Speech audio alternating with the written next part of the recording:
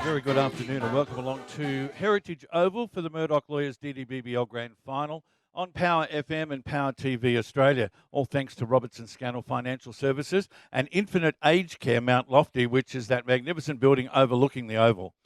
I'd like to also thank the sponsors involved with Power FM's coverage of the DDBBL throughout the tournament: Liebke Tyres, Action Indoor Sport, Big Shot Photography, Smart Move Conveyancing, K&R Plumbing Supplies, JLC Real Estate and Toowoomba Better Home Living. This afternoon, the minor premiers, Livewire Lightning, take on the George Banks Umbrellas.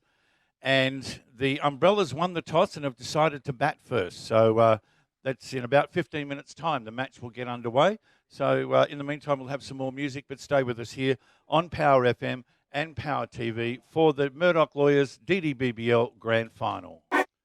Welcome back to the DDBBL Grand Final. You guys have got your radio mics with you. That was a hint as to what mic to use. Very good afternoon to Harrison Humphreys and Mark Alexander, the co-commentators here on Power FM and Power TV this afternoon. Welcome, boys.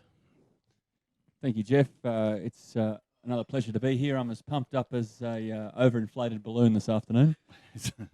That's good. Don't burst, please. Don't burst.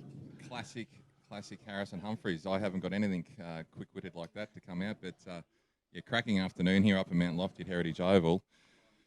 I tell you what, it's going to be an absolutely fantastic end to an incredible tournament, I think. So, yeah, the Brollies, coming through the hard way, and the Livewire Lightning sort of being the strength. So, yeah, cannot wait to get going. I think the Umbrellas have actually improved as the competition has gone along, and they've managed to quite easily get themselves a spot in the grand final now. Tuesday night, I was surprised with the ease of the way they won. Yeah, it was a very comfortable victory in the end, especially against the Lockyer Valley Raptors, who are playing at home down there at Carhill Park in Gatton. It was a huge crowd down there, all pro Raptors as well. Yeah, it was a quiet crowd by the end of it. Yes, certainly was. I kept an eye on the score, and the Raptors got off to a pretty cruisy start, and obviously the Umbrellas just tied them down through the middle overs, and Bryn Llewellyn, 3 for 9 or 4, probably turned the game, and yeah, to think that they were sort of just coasting and then post a pretty mediocre total, and yeah, the Umbrellas chase them down with absolute ease. So the Umbrellas, there's a little old saying momentum, and it'll be interesting to see if they can carry that through today. The other thing too was that when the Umbrellas went into bat, I think the Sundries were top score very quickly. It was like 22 in the first 2 or 3, 4 overs. Yeah, they got a very cruisy chase on their hands there. I mean, chasing down 80, and I think there was something like over 20 wides and nearly 30 sundries. Yeah, it was second top score. Yeah, so that ended up only chasing 50 of runs off the bat. So. And because of that, they would have had more than 20 overs to get those as well, had it gone down to the wire. Anyhow, speaking of wires, the Livewire Lightning taking on the George Banks Umbrellas. The Umbrellas won the toss and have decided to bat. They usually chase. Yeah, I think the last two or three times, certainly all their victories, they've won the toss and elected to bowl first. So batting first in the grand final, changing it up. I didn't hear why or the reasoning behind that. So that's a bold move from Captain Chris Hall. Is it the simple old cliche, runs on the board, hopefully put a pressure on the Livewire Lightning, who are obviously fairly strong up top, and maybe just to try and post a big number and actually make those guys at the top order play some extra risk when maybe not required. So, yeah, it would be nice to get maybe if we are hopeful to get some commentators, the coaches and whatnot up here throughout the game to get an insight. So that'd be really interesting, Harrison, I think, and Jeff, to see what the actual reasoning behind that was. Yeah, interesting. It just totally defies belief. What has been working for them, I would have continued. And particularly someone as superstitious as Phil. Yeah. You talk about superstition with Phil Curry. The team has been having team dinners at George Banks every Wednesday night. I think they've sort of nearly been told to eat the same food at George Banks, even to the point where Phil has only been buying the same lollies week in, week out. So you talk about superstition. I thought he was bad, but I didn't realise he was actually shocking. I'm not too sure. It'd be great to get Phil up here. I know he can definitely sniff a microphone out from about 3,000 kilometres away. So I'm sure he will get up here. Oh, he's already sussed it. Yeah, and it'd be lovely to actually hear the insights behind those superstitions and the lollies and the dinners. And And the chewing gum. Every time he put a new piece of gum into his mouth the other day, I think it was at Highfields, a wicket fell. He was telling us, wasn't he, Jeff, that he had the same T-shirt, short, undies and socks on Tuesday night. Yeah. He hadn't changed them since the victory on the Sunday. He didn't have to tell us either. But he said that he had taken them off in between. So that was something. That's a lovely description for our listeners. Dear idea. Now, have we got team lists and numbers and whatnot? we think we are assuming that it will be Carroll and Wilson opening up. So that's been the go for them for the last few games. So I can't wait to see the old dog Paul Tangles Toohey. No doubt he probably will open the bowling. He's the oldest guy on the paddock today, I believe, and older than Phil. Well, actually on the paddock anyway. And the old wily off spinner against the young gun Carroll and Wilson. I think that's going to be a real awesome matchup to watch straight up. What are you looking forward to, Harrison and Jeff? Oh, look, I think, Nathan Carroll has been one of the form players of the competition, particularly with the bat. He finished second in the run scoring behind his teammate, Dan Wilson. So there's only one run in it. So watching those two guys, I think, that they are going to be key to the Brollies' chances today. If they can both get runs, that'll go a long way towards the Brollies' victory. For the Lightning, last game, I understand Chris Glass really teed off against the Raptors. He got 70-odd off about 40-odd balls. So the captain, Chris Glass, for the Lightning is a really key player. But the other guys I'll be watching for the Lightning would be Aidan Watterson, great all-rounder, plies his trade in Brisbane now in first grade. And Anthony Wilson's another guy that will probably open the batting for the Lightning.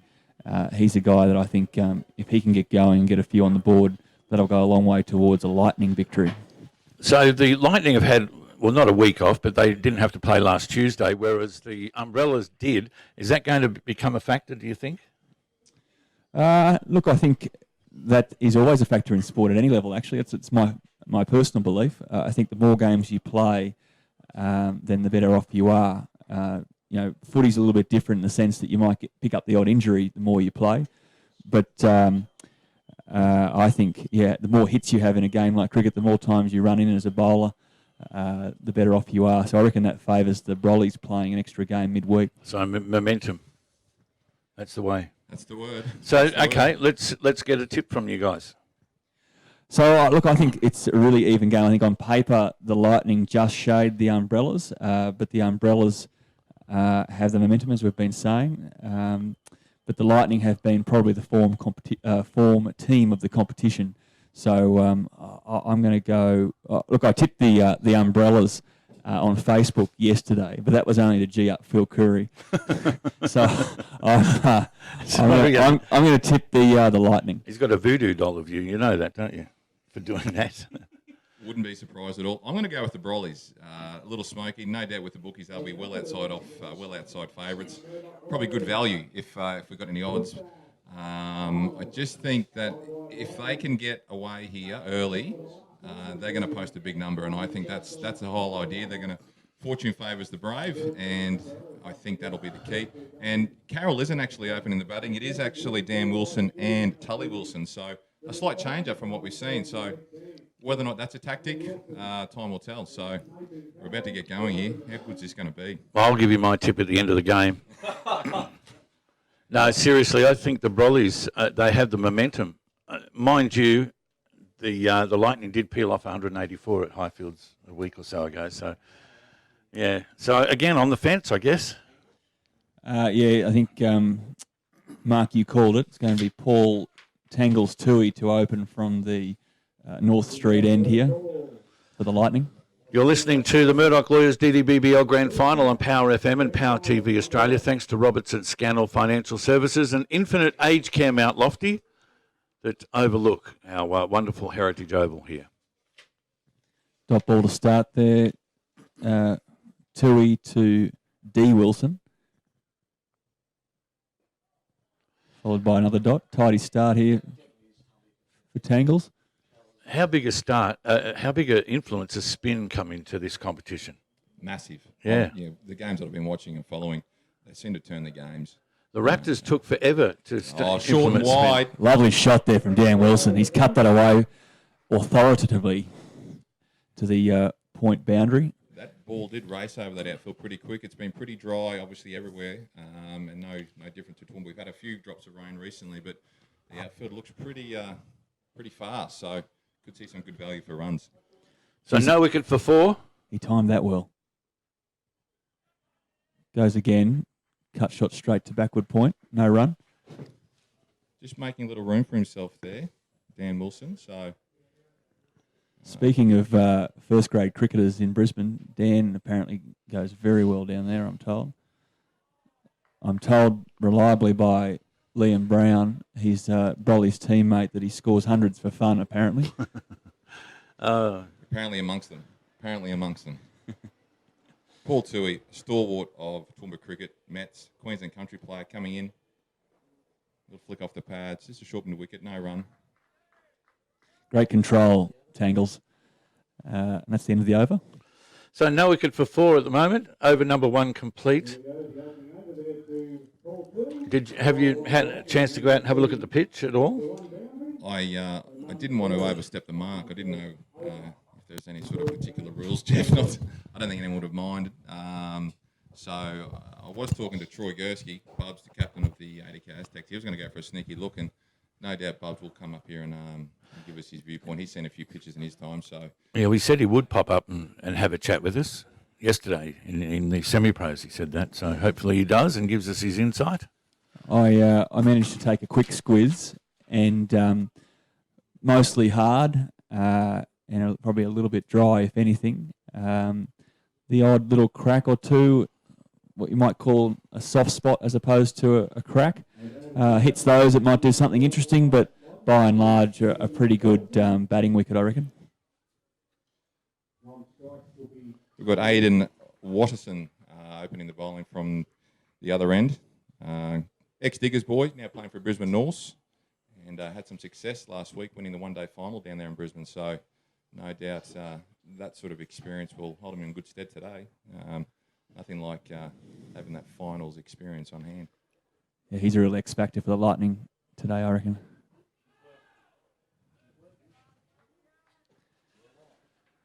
Tully Wilson facing his first ball, the current University A-grade captain.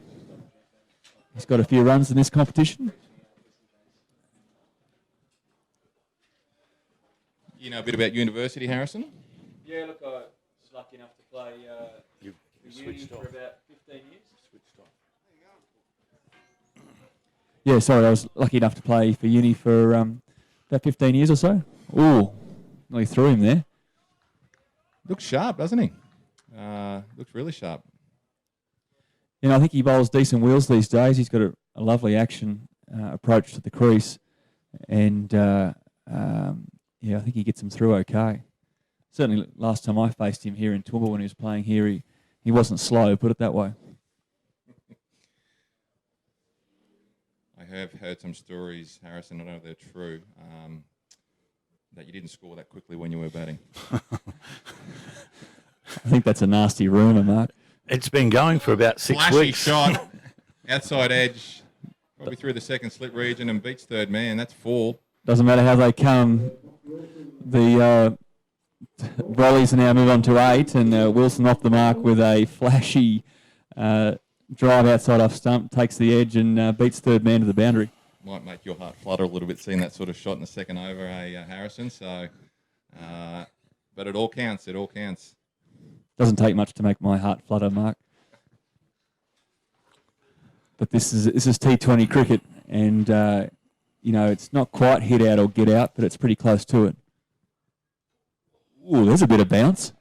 And straight away they brought in a second slip. So from that shot of Tully, you know, they're obviously thinking that there could be a little bit something there, or using that same plan, outside off, pitched up, and see if he has another crack. And yeah, just let him know there's another slip in place. So yeah, attacking stuff from the Livewire Lightning. Love it. Awesome stuff. Yeah, it looks like Watterson's going to just tail it away here from the right-hander. So but it's a confident move in, or a bold move in a T20, bringing 2 slips. Ooh. That was onto him a bit faster than what he thought it was, I think. Beaten by pace. Yeah, Pure and simple.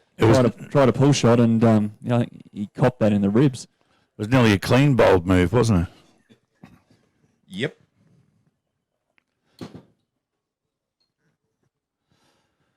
So the conditions perfect.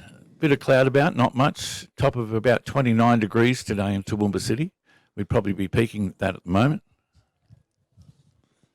I think Watterson you'll have to look for with the bat too. I mean, we covered the first round game between the Lightning and who was that, Jeff?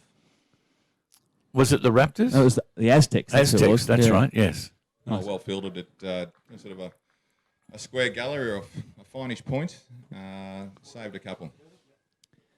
And the over, none for 9 off 2. This is the DDBBL Grand Final on Power FM and Power TV Australia, all thanks to Robertson Scannell Financial Services and Infinite Aged Care Mount Lofty, the building that is overlooking Heritage Oval. So when you do get old and you take a room up there, you'll be able to watch the cricket or the footy, whatever's on. Not a bad viewing point. I haven't been up here for a little while, and geez, it's a pretty spectacular view from over at the Infinite Care there. So, well, I would have charged entry if I had a unit up there. Probably, Jeff, you'll never have to retire from commentary, mate. You can just set up there and call it from your apartment, mate. Probably a good idea, actually. While away the hours, Jeff. Heritage Oval, also home to the mighty Toowoomba Bears Rugby Club. And do they play AFL here as well? Single to Tully to start the third over, and it's Tangles to continue. I believe they do, Jeff. I believe they do. I'm not too sure which club is associated. South Bombers, thanks to our Rusty the scorer. Trusty Rusty, they call him. So no wicket for 10.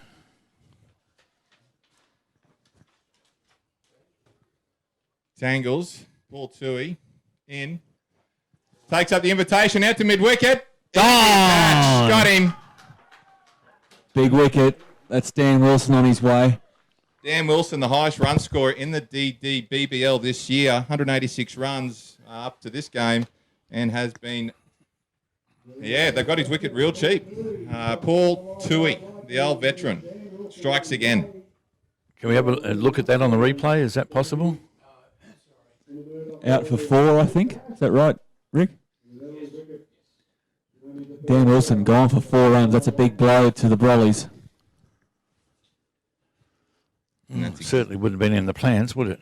Not for the Brollies. I'd say the Livewired Lightning, who were just pretty much to script, maybe an over earlier, but that would have been probably asking a bit too much. But Toohey, just a good fly to delivery, nearly in the slot. Wilson did get onto it, not well enough, and picked out the lone fielder out there at deep mid wicket. So he was standing in front of the sign as well, so it's a double blow. Might have hit it on the full had the field not been there. Well, Dan Wilson does win a prize. He has actually won the most runs. That's right. He hit the Power FM Gold Cap. Yes. And the Houseboat Holiday. And the Houseboat Holiday. So, although gone cheaply, he has something to look forward to, obviously. Oh, his Mad Monday starts now. I know he's got a field. he's got settle down, Jeff. Well, he could find a 12th man, Jeff, I guess. Yeah, true. It's not under 10s where all you want to do is bat, Take your bat and ball and go. I tell you, Mark Tangles will have his tail up here. Well, this is the one I've been looking forward to. Paul Toohey, as the oldest gent on the field today, probably pushing high 40s. And Nathan Carroll, about 18 years old, out of Toowoomba Grammar, ex-Railways player. Starts off with a sweep. Oh, well fielded. Was well fielded there, just behind square. Confident sweep. First ball by Carroll. This is the old dog versus the new dog, or the young pup, if you want to call it that. I'd like to see if if Toohey does bowl another over after this now, actually. Yeah, he's got long on back there, so Carroll helps himself to a single, gets off the mark nicely. We were talking about the spinners earlier, but just the strategies behind how they bowl them. Bowl 2, bring them back later on. You see Cam Brimelcombe sort of spacing himself out in previous games. Ooh. Short, playing a miss. Tully Wilson tries to cut that from off the top of middle. Nothing wrong with that. It is T20, Mark. Unless you miss it. So. Yeah, Dan Wilson, he tried to force the issue there, as you've got to do in the First 6 overs, only 2 men out, but he picked out, as you say, one of those 2 men. And just a dot ball to finish the over, and Livewired Lightning well on top here. So 1 for 11's the score. This is the DDBBL Grand Final on Power FM and Power TV Australia. Thanks to Roberts at Scannell Financial Services and Infinite Aged Care Mount Lofty. I wonder how old you have to be to get in there. Is it over 55s or? Surely they don't discriminate, Jeff. Surely. So a young pup like myself can pop across there? If you so desire, Jeff, I think they welcome you with open arms if you've got the right price. Yes. You got a checkbook? I heard the price. I was quite shocked at the price. As in a good way, by the sounds of it. Maybe not. It was a good one for someone.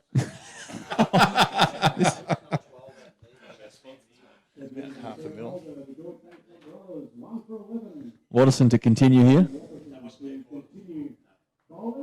Oh, and it was a bit down leg there and off the gloves down to short fine for Carroll. Just a single. So 1 for 12. Yeah, not the quickest of starts, but again, if they keep their wickets in hand here, the Brollies won't be too upset. I mean, big blow losing Carroll, but when these two guys put on nearly 100 for the first wicket when we commentated at Grammar that round, Jeff. Watterson steaming in. Full length delivery, miss hit to mid on. No run. Yeah, I was there to witness that one, nestled under the trees, watching both games, and that was an absolute pleasure to watch. It was actually a great game all over, but yeah, obviously Carroll, a bit of a home ground advantage there. He's probably played on that oval a few times, and lofted about half a dozen sixes, I think, over the fences and into the hill. So and into a car. Yeah, one of them did. One of the games had that. It was on Barbara Oval, so. Yeah. Mary Street copped a pizzling that afternoon. Ooh, just short of cover. Just hit on the up. Wilson attempting a drive there and not quite getting it again. Wilson's a Grammar Old Boy too, Mark, so they were right at home there. Oh, really? Are they many years apart? Not sure. It wouldn't be many, if any. Well, that sounded brilliant, Harrison. Just getting grabs here for Power FM and Power TV.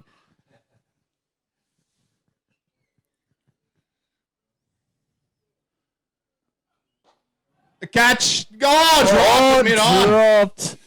Oh, dear, oh me. That could be costly. You can't afford to put down chances. And that looked reasonably simple from here. It always does from here. 1 for 13. Wilson, again, trying to force the issue off the front foot. Picked out mid-on and spilt his lollies. Yeah, Dane Hutchinson's there at mid-on. He has played a fair bit of cricket, played a bit of first class in New Zealand as well, and he probably would have swallowed those ones up, well, let's say 9 times out of 10, even more. Wilson counting his lucky stars. He did hit a few on, playing it on the up, obviously, and chance his arm again, and, well, this time he got lucky. So will that be pivotal?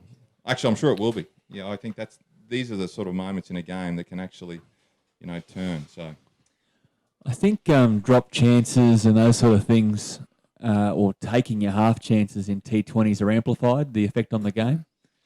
If you can hang on to them, geez, you go, oh, geez, that's a big shot. Wow, that's coming towards us. That is a serious shot. 6 runs. Oh, Carroll unleashes. Could you get it any straighter? God, that was nice to watch. Could you get it any straighter? Last ball of the Watterson over. Pitches up and Carroll says, thank you very much. Straight back over his head for a big 6. So 1 for 19 is the score at the moment. And is that the end of the 4th over or the beginning of the 4th? That would have been the end of the 3rd. End of the 3rd, was it? No, sorry, you're right, Jeff. End of the 4th because Tangle started.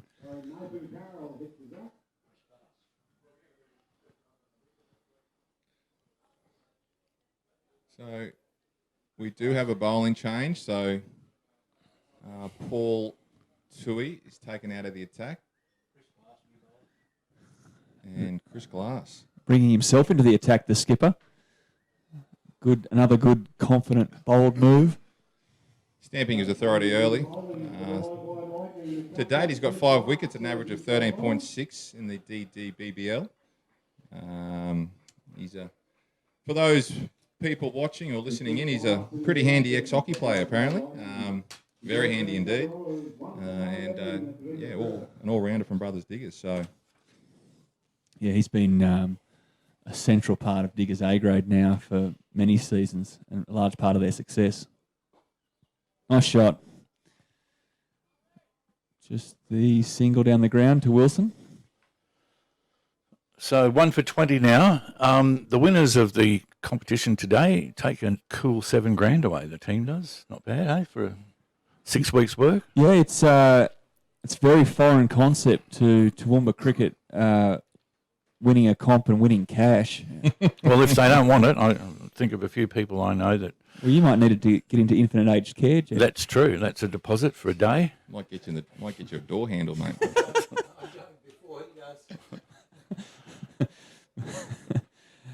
So you know, Barry, not what you know. Or down leg, that'll be called a wide. Umpire Paul Barton officiating from the strikers' end, and Mark Vedder at the non-strikers at square leg presently. Obviously know Paul Barton quite well, ex-player. What about Mr. Vedder? I've not come across Mr. Vedder, Mark. No relation to Eddie? A different spelling? T's, not D's. Yes. He could have changed. Articulates the letters there. But I'm glad you raised Eddie Vedder, Mark, because I'm a huge Pearl Jam fan. We might come from the same era there, Harrison. A little push out to mid-off there for Carroll for 1 run. Carroll looking good here. That's called a commentator's mocker. Yeah. And you've had plenty of them in the 6 weeks. Apologise to all those players who I've put a curse on.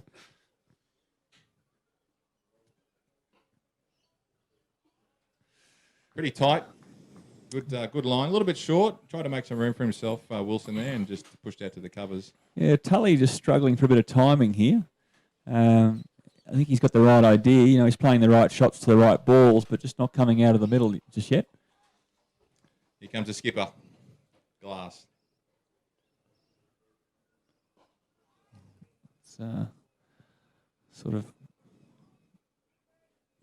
He can play it on the up again. Yeah, he sort of dragged that one a bit from the offside and hit it down to long on, but there's a man back, so only the single to T. Wilson.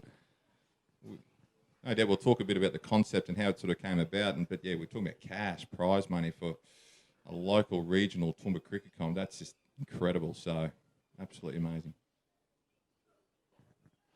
But I don't think the guys are doing it for the money, to be honest. The camaraderie between the sides and the individual players, I think they just want to be part of it. Yeah, and I think what the actual tournament's done, it's brought so many ex-players out. It's kept people in the game. It's bringing kids along to the game. I think that the benefits are just, I don't think we'll actually see them. I think it'll just keep rolling on. So, yeah, amazing. Oh! Just, yeah. So that was Nathan Carroll, wasn't it? Or was it Tully? No, it was Tully. So Tully again forcing the issue off the front foot and getting a top edge and only just clearing Lyle Teskey behind the stumps. Now, Teskey does have some nicknames which we probably shouldn't mention. Here's the replay. Geez, Teskey for a short man did well to get as high as he did there. He'll be getting a ribbing from his players. No, tell us some of the nicknames. Oh, no, one's Beetle. Is it? Beetle, because he just apparently is like a little beetle. And the other one, we'll just call him a little person, but I think he's commonly known amongst his teammates as Midget. So it's Midget Grandpa, I heard. Yeah. Well, there you go. I'll maybe not be speaking out of school at all, but he only needed another couple inches. Yeah. If he had platform shoes on, he would have been right. It's a game of inches. Sam Neal into the attack. 1 for 27. For the Lightning. Young Sammy Neal, he was the first free pick of the draft, under 18 player. I'm not too sure what number he went in the draft, but he would have been pretty high on everyone's list, I would have thought. Young kid. Recently named in the Queensland under-19 team. Sam Neal.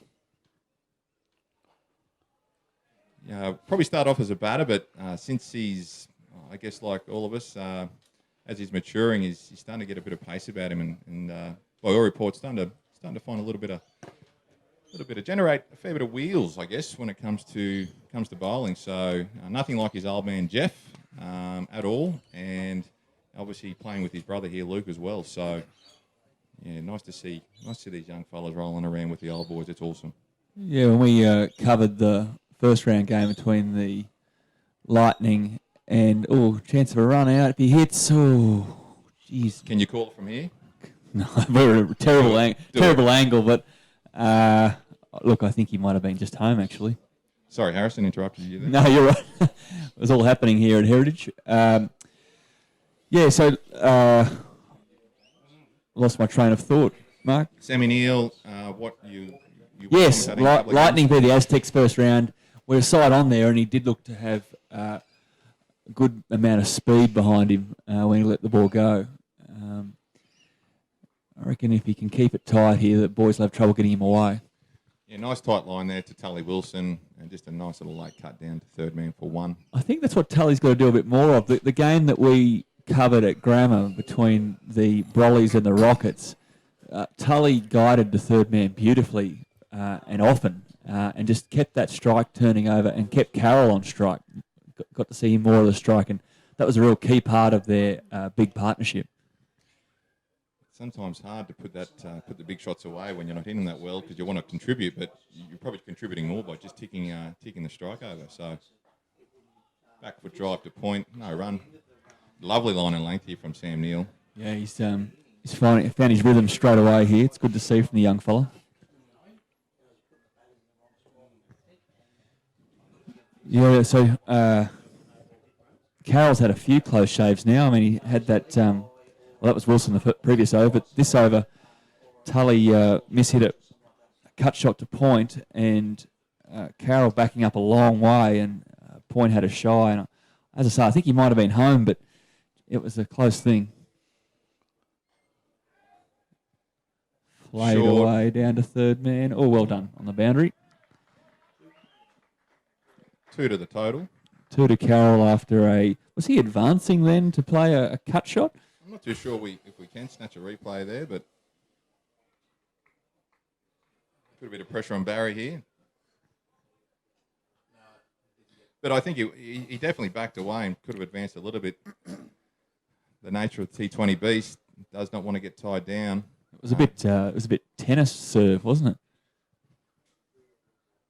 And then it was capped off with an underarm throw from the boundary, which it was. I've got no shoulder whatsoever, so I was never on the boundary. But I don't want to say because it's hard to call it from here, but it could have been Paul Toohey, and I think you're right. Yeah, just looking at the height and the head, the gait.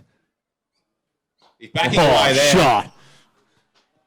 One bounce over the cover boundary. Well, there you go. Probably a similar sort of ball, different result. And the replay, Barry, have we got replay, please? Here we go. Last ball's the over. Carroll on strike.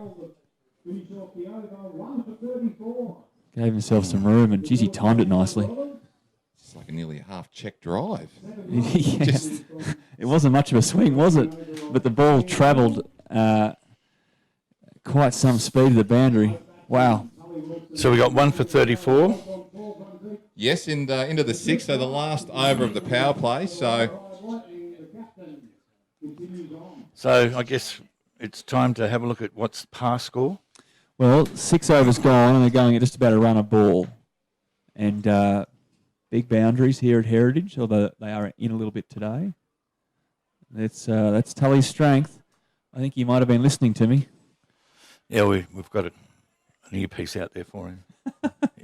It's like the BBL, not the DDBBL. Not like Hansi Kronje earpiece, is it? No, not the same one as those, is it? Surely not.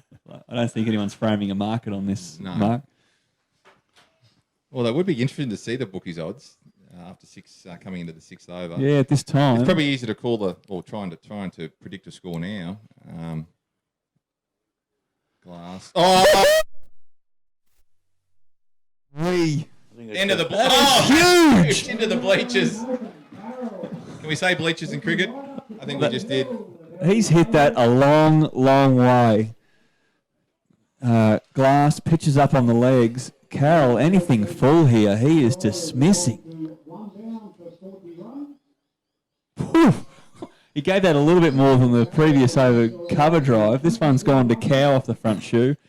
That must have gone, what, about 100, maybe not 100 metres, but it'd be about the best part of 70 to the fence. And that has cleared it by an easy 20. Yes. Heritage Oval, probably the premier ground in Toowoomba. You know, one thing, it's size. It is a large oval, and often if you do pierce the field, you can score runs. And well, if you go that big, don't worry about running ever. So full toss there from Glass, and again hit with some speed out to the boundary. But luckily for Glass, there's a man out there sweeping on the onside. But just getting back to the score, Jeff, I know we're probably trying to dodge it because I think the longer the game goes, it's going to be easier to predict a score. But I just think that at the moment, with the outfield, with the way these guys are batting, I'm going to say 160 plus. So I know that's probably a bit... Yep, Tully doing his job again here. Just pretty high. Drops into the offside for a single. The Umbrellas are the leading run scorers for the tournament, so they're not shy of scoring runs. What do you think, Jeff? 160, yeah, 160 probably. They need to. Look, I think Heritage played a lot of T20 up here, and as you say, Mark, it's big ground, so a lot depends. Ooh, Uppersley played there. Coming back for 2. Yep, well run. And just a prime example, often maybe it's ovals around from, well, that might have only been a 1, but because of the size of the boundary, they can push back for 2 because, you know, the fielders do have to cover so much more ground, so... Yeah, so look, a lot of it rides, I think, on this pair, particularly Carroll. And if he stays out there, then I think 170 could be in danger.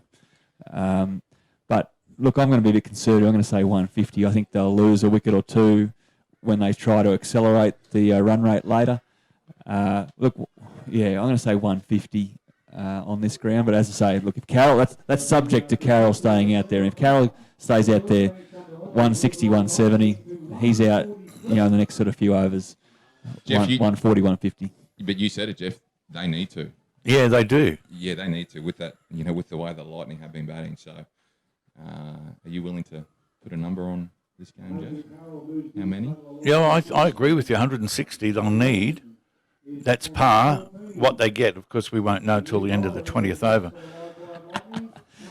Look, I think if a lot of it goes down to running between wickets, really. I mean, if you can push the gaps, you can pick up 2s most balls, particularly when they start spreading the field, which they will do now, with Hamal Shah coming into the attack, right arm off spin. Are both teams at full strength, at the best 11 that they could possibly put on the field? Yeah, I believe so. We believe so, based on the players that aren't playing. They might have only played 1 or 2 games, those players. So, obviously, there has been some interruptions with, other commitments and grade cricket and whatnot. But, it does look like pretty much full strength. So, Hamal Shah. Apparently, he was in the MRF Pace Academy under the famous D.K. Lilly in India. He was. And I did hear a story that when he came to university in Toowoomba, he bowled 1 ball and, how do you say it? There was a little bit of suspicion over his action. So, he's now reverted to spin. Let's just say that I've played with Hamal for the best part of a decade, and he didn't do a lot of bowling. But I'm very happy to see him out here bowling his off spin. It's something that he's been working on for the last few years, and I'm really pleased for him. He gets an opportunity to play in a T20 Grand Final of a calibre of this competition, and got the ball in his hand. Yeah, I'm certainly not much good with angles or degrees, but that looked pretty good from up here. So it's good to see Glassy backing him, I reckon. He does have a fair bit of protection, though. He's got 3 men out on the boundary on the onside, deep square, deep cow, and deep long on, and he's got long off and deep cover.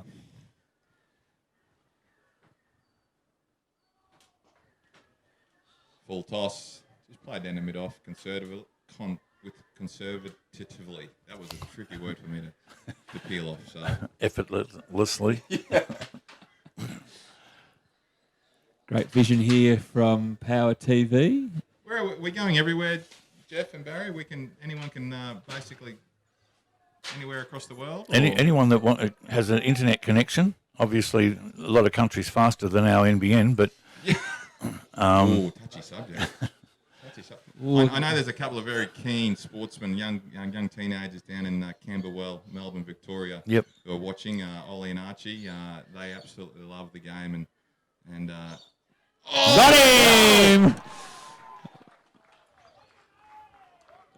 Mal fist pumps the crowd after that one. Lovely caught and bowled. Tally Wilson on strike. Uni teammates here. Oh, checks his drive. Better off going over the top, I reckon. He just sort of only half hit that one and hit it straight back to the bowler. So 2 for 47 now, the Brollies. A great little change up with by the skipper Glass bringing on the offie. Yeah, just a nice little tidy line and length, and he was just trying to push it down the ground for one, but yeah, probably just got beaten with a little bit of flight. I tell you what, nice little catch. I tell you what was probably off screen there was before that ball was bowled, Glass brought long off up to mid off into the circle, and I reckon that just played with Tully's mind a bit there.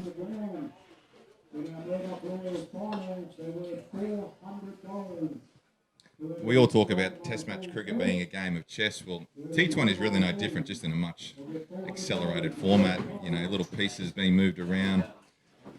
You sort of don't realise they're happening, and yeah, just trying to put a little bit of doubt in the batsman's mind, and that's all it can take sometimes. So we new batsman out here.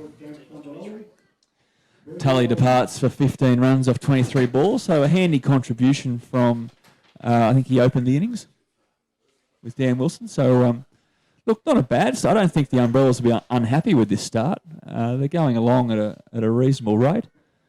Bryn Llewellyn has joined Nathan Carroll at the crease.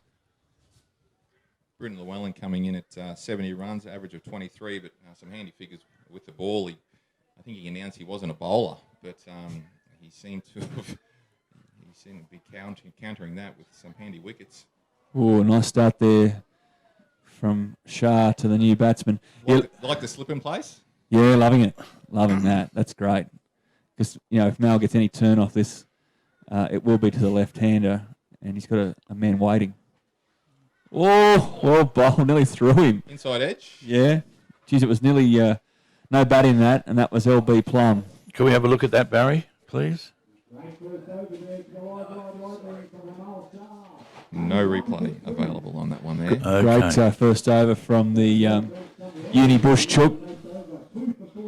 So just answering your question before, yes, anywhere there's an internet connection you'll be able to listen to or watch the game. Brilliant stuff. Was it easy to come on board, Power TV, like once it got going? Power TV, sorry? Was it easy decision to come on board? Or? Well, I made the decision to come on board with Power FM, and then I brought Barry into it with Power TV Australia.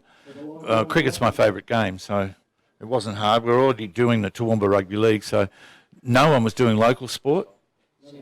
The other stations used to a long time ago, but not these days, so we decided to fill that void. But then once I said yes, I had to work out how to do it.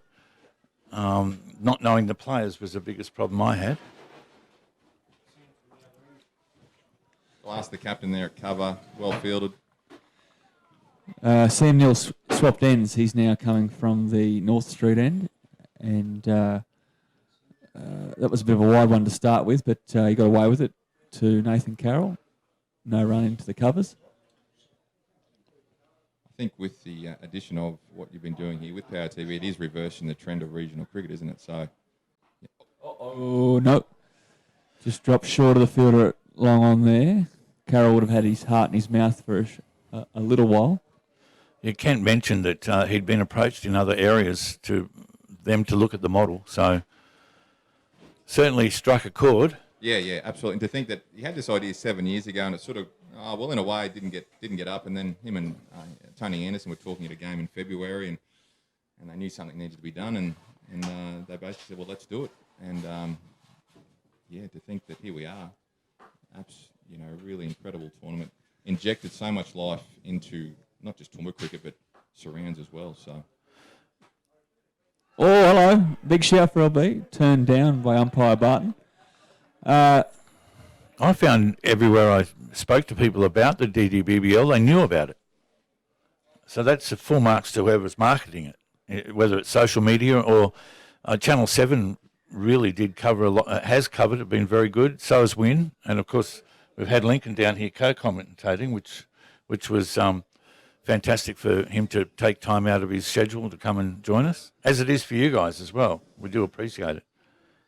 Oh, it just looks suspect even from this far back, but I'm now to call it pretty early sometimes. But let's have a look at that one again, Barry.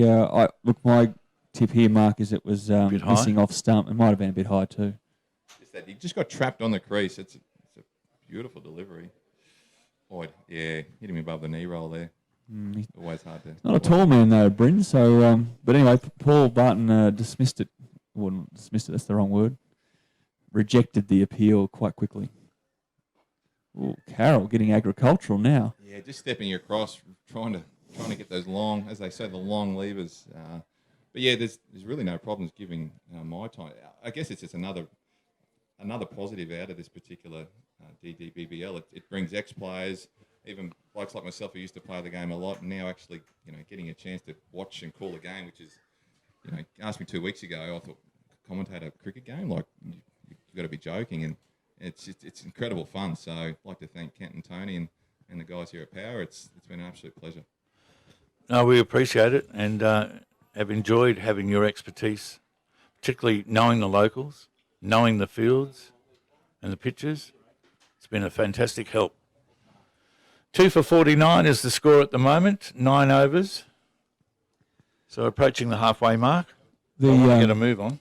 The buy-in from the players and the coaching staff and the owners and everybody involved, really, but particularly the players, has been incredible. For the first season, Phil Curry was telling us on Tuesday night at the semi-final that 3 of his players who play in Brisbane played Saturday and Sunday in Brisbane and then got in the car straight after their Sunday game, drove from Brisbane to Toowoomba to play Sunday evening out at Highfields for the Brollies. That's massive, I reckon. That just speaks volumes of the comp and particularly the camaraderie and the close-knit unit that the Brollies have got together. Really healthy competition, though. They really respect each other.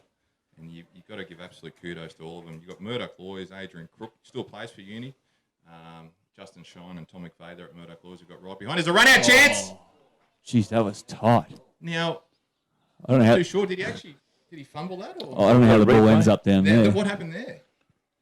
So, Hamal continuing, hits straight to the point fielder, and Carroll just takes off.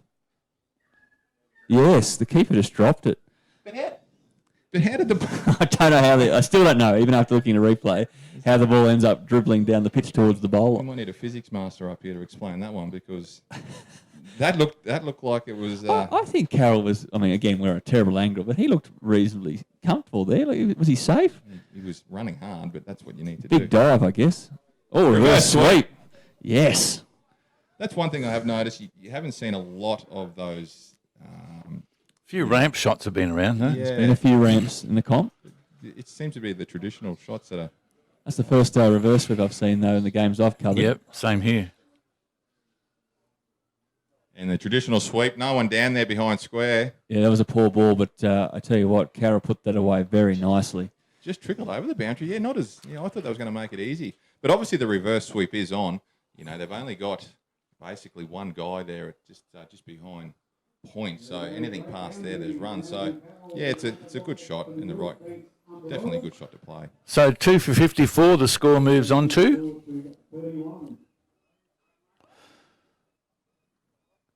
Hamal to continue. Oh, he's looking like he's going to be a bit of drift away from the right-hander there.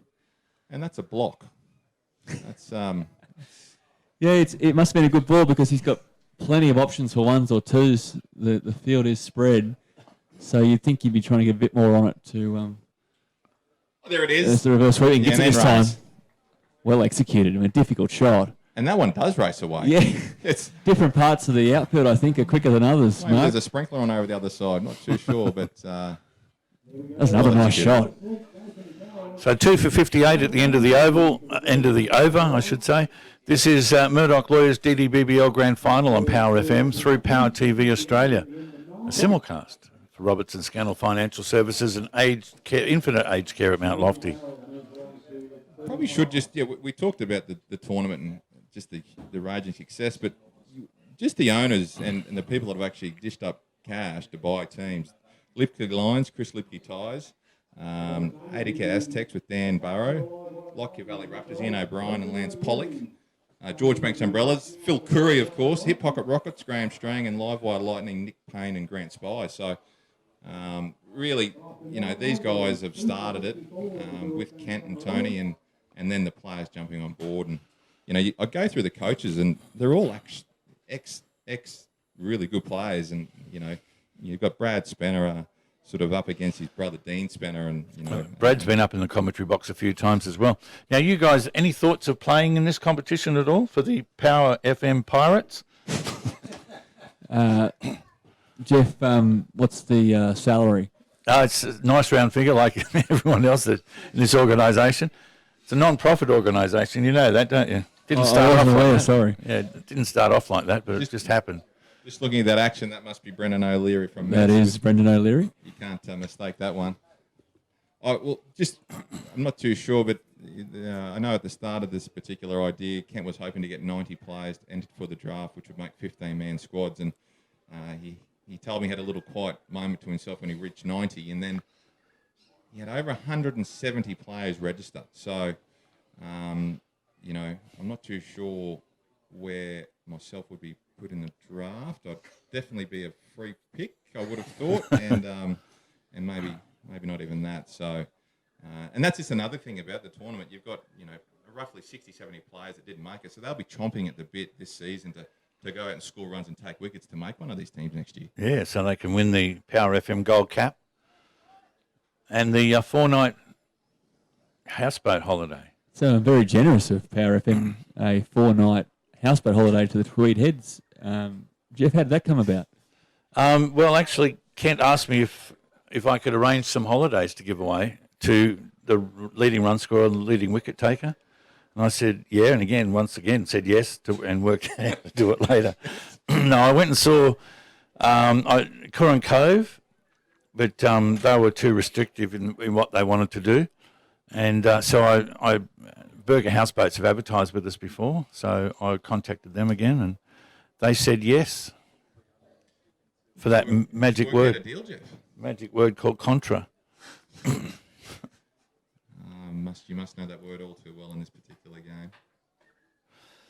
I did hear the story that there may not be enough spaces on the boat, but Bryn Llewellyn said, that's okay, I'll bring my own. So Bring own boat? Yeah, he's got his own boat, yeah, so that's a wide. And called as such? So he was...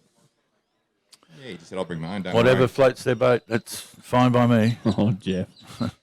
I know it's getting toward the end of the... So here we are coming in, rolling through the 11th at 2 for 60. Obviously, I need to get a move on. Over 6 and over.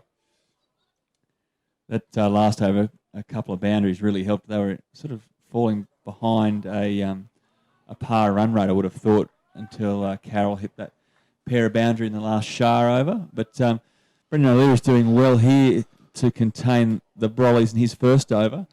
Just a bit of a shout out to Uni Cricket Club, who are manning the drinks and food stall at the ground today.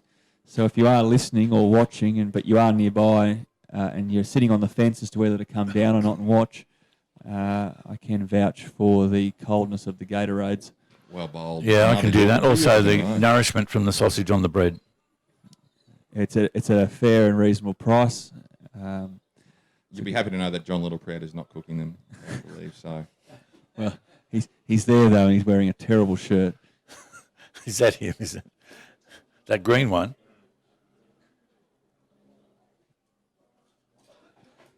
Bryn Llewellyn plies his trade in Brisbane as well, I'm told, and he was the man of the match in the semi-final. Bowled brilliantly. I think the pitch conditions suited his left arm orthodox bowling. but he did still bowl well, and then came out and got 20 odd not out with the bat. So he's in form, and the bowlers will be looking for him to get a few here. Yeah, Ipswich Hornets he comes out of, so quite a few Hornets boys playing amongst these two teams, so a couple of rivals. Straight after the game is concluded, we'll be having the presentations, and that's where the man of the series and the man of the match will be awarded, and also we'll be presenting the prizes for the leading run getter and the leading wicket taker. Tidy end of the over. 2 for 62 after 11. Yeah, I think 170, 180 is looking a long way away. My 160 is even looking a bit dicey. Yeah, we're going to need some. Well, I tell you what, if we do get the 160 from here, it's going to be really entertaining. So let's hope we still get that 160. But they're bowling beautifully. You've got to give them credit. They're not giving them much loose stuff, and they're actually the bowlers are actually having to create. The reverse sweeps. Trying to get across the ball and hit across the line, which is obviously pretty common. But kudos to them. And now with being not running too well with the run rate, the Livewired Lightning, I think they're bringing back on Paul Toowoomba, which will just tighten the screws even more. I like that as a move. I really do. Hamal had a couple of overs. Last one was a little expensive.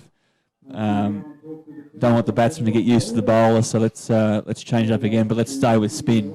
I think that's the right move here from Glass. He's still got his field well spread, but I reckon Tangles with his superior control, the batsmen are going to have to turn a good ball into a bad ball here. Could create a chance. Tangles also has been known to go by the nicknames Mungbean and Eddie Munster. His brother Kieran used to be called Herman, and he looked at Paul and said, "You're Eddie." And but that's just the nature of club cricket and getting nicknames and generally sticking. So we discussed your nicknames. Did we get Mark's nicknames? No. We did, Jeff, at round 5, Emu. No real story. You better remind me. Oh, that's right. Mark, because I wasn't there. I inherited it from my old man. He was Emu. He's a long, lanky character, good high jumper, cricketer as well. And I used to just knock around with, all of his mates, young fellas, and they played cricket, and just the old inherited it. Simple as that. So, Toohey to Carroll. Yeah, straight on the money as expected from Paul. I want to see who wins this contest. This is I know I've talked about it already, but this is awesome. You are excited about this one, Mark. It's palpable. I'm not going to try and say that word, Harrison. Just a little punch down the mid on for one. Carroll's sort of gone back into his shell a bit after some lusty blows. He's sort of just been knocking it around, really. I don't know whether it's the bowling or whether he's just wanting to bat through and be there for the last 5. It's hard to tell. Mark, you alluded to the rate at which I scored my runs. And speaking of nicknames, one has come up on the commentary being Corpse. Corpse with pads, I believe. Is that right, Harrison? Yeah, which I think is a little unfair, but Kent might be able to tell us more about that. So, was it just Corpse? They just called you Corpse? Yeah, just Corpse, Corpsey. Corpse with pads. Yeah. Bring out the defibrillator. Oh, jeez. It would have been handy in 2-day format, though, surely, Harrison. Well, I don't want to toot my own horn. Toohey to Llewellyn. Short. Miss hit. And just a little single there. How's Phil going? Is he? The right circumstances, it came in handy. I just thought, with the initials HH, are you anyway in one letter removed from the great World Wrestling Federation, Triple H? Yeah, well, no, my middle name's Jack, so. Damn. Just HJH. You may not be as big as Triple H. Not quite. I'm just wondering how Lincoln feels of the fact that he's now no longer the number 1 media personality in his family, though. So. Jeez, I hope he's watching or listening. No, I cop a bit of flack because of my brother and his fame or infamy, as the case may be, and the better Humphreys and all that sort of thing. But look, I've got a thick skin, so that's fine. But that's music to my ears. You're carving your own path now, though, mate. That's right. You're maturing late. Whatever he can do, I can do better, sort of thing. Toohey to Llewellyn. Floated up, full toss on the hip. Yeah, miss hits it. We'll have to get a shift on the radio. Harrison's hits. I did have a couple of other nicknames as well. Let 'em rip. Let 'em rip. That I think the time is right to share. I was coined Freddie Mercury for a while. Did you just cut a moustache without the beard? I had a mow I did Movember a few times during my playing career. So that got Freddie for a while. And Barry, after Barry Humphries. Oh, okay, rightio. How many do you have? So do you dress may not go long enough. Do you dress up at parties as Dame Edna at all? Or? I've never dressed up in drag regularly. Regularly, okay. Jeff, you're not going to stay out of this. Nicknames for you. I really haven't had any. I played AFL football for a little while growing up in Wollongong, and I was one of the shortest members of the team, and I was called Stretch. Is this the Aussie way? If you've got red hair, you get called Blue. You're short, you're called Stretch. It's incredible. And I used to work at the Lake Hotel down that used to be there before it burnt down, and the bar staff there called me Ziggy because I play guitar, which is from David Bowie. So that's about it, really. Well, and just a push. Bank manager calls me Hey You. Hey you. Hey you, idiot. The Lake Hotel, that's a blast from the past. It is. Wow. There's someone else in the room that's also a blast for the past for. Isn't it, Russ? Yeah, we've got our wonderful scorers, Rusty and Rick, here on board. They're keeping us in the loop with bowlers and scores. It's great to have them close by, actually. Misfield at short fine leg. There's a much-needed boundary. And again, to that man, Carroll.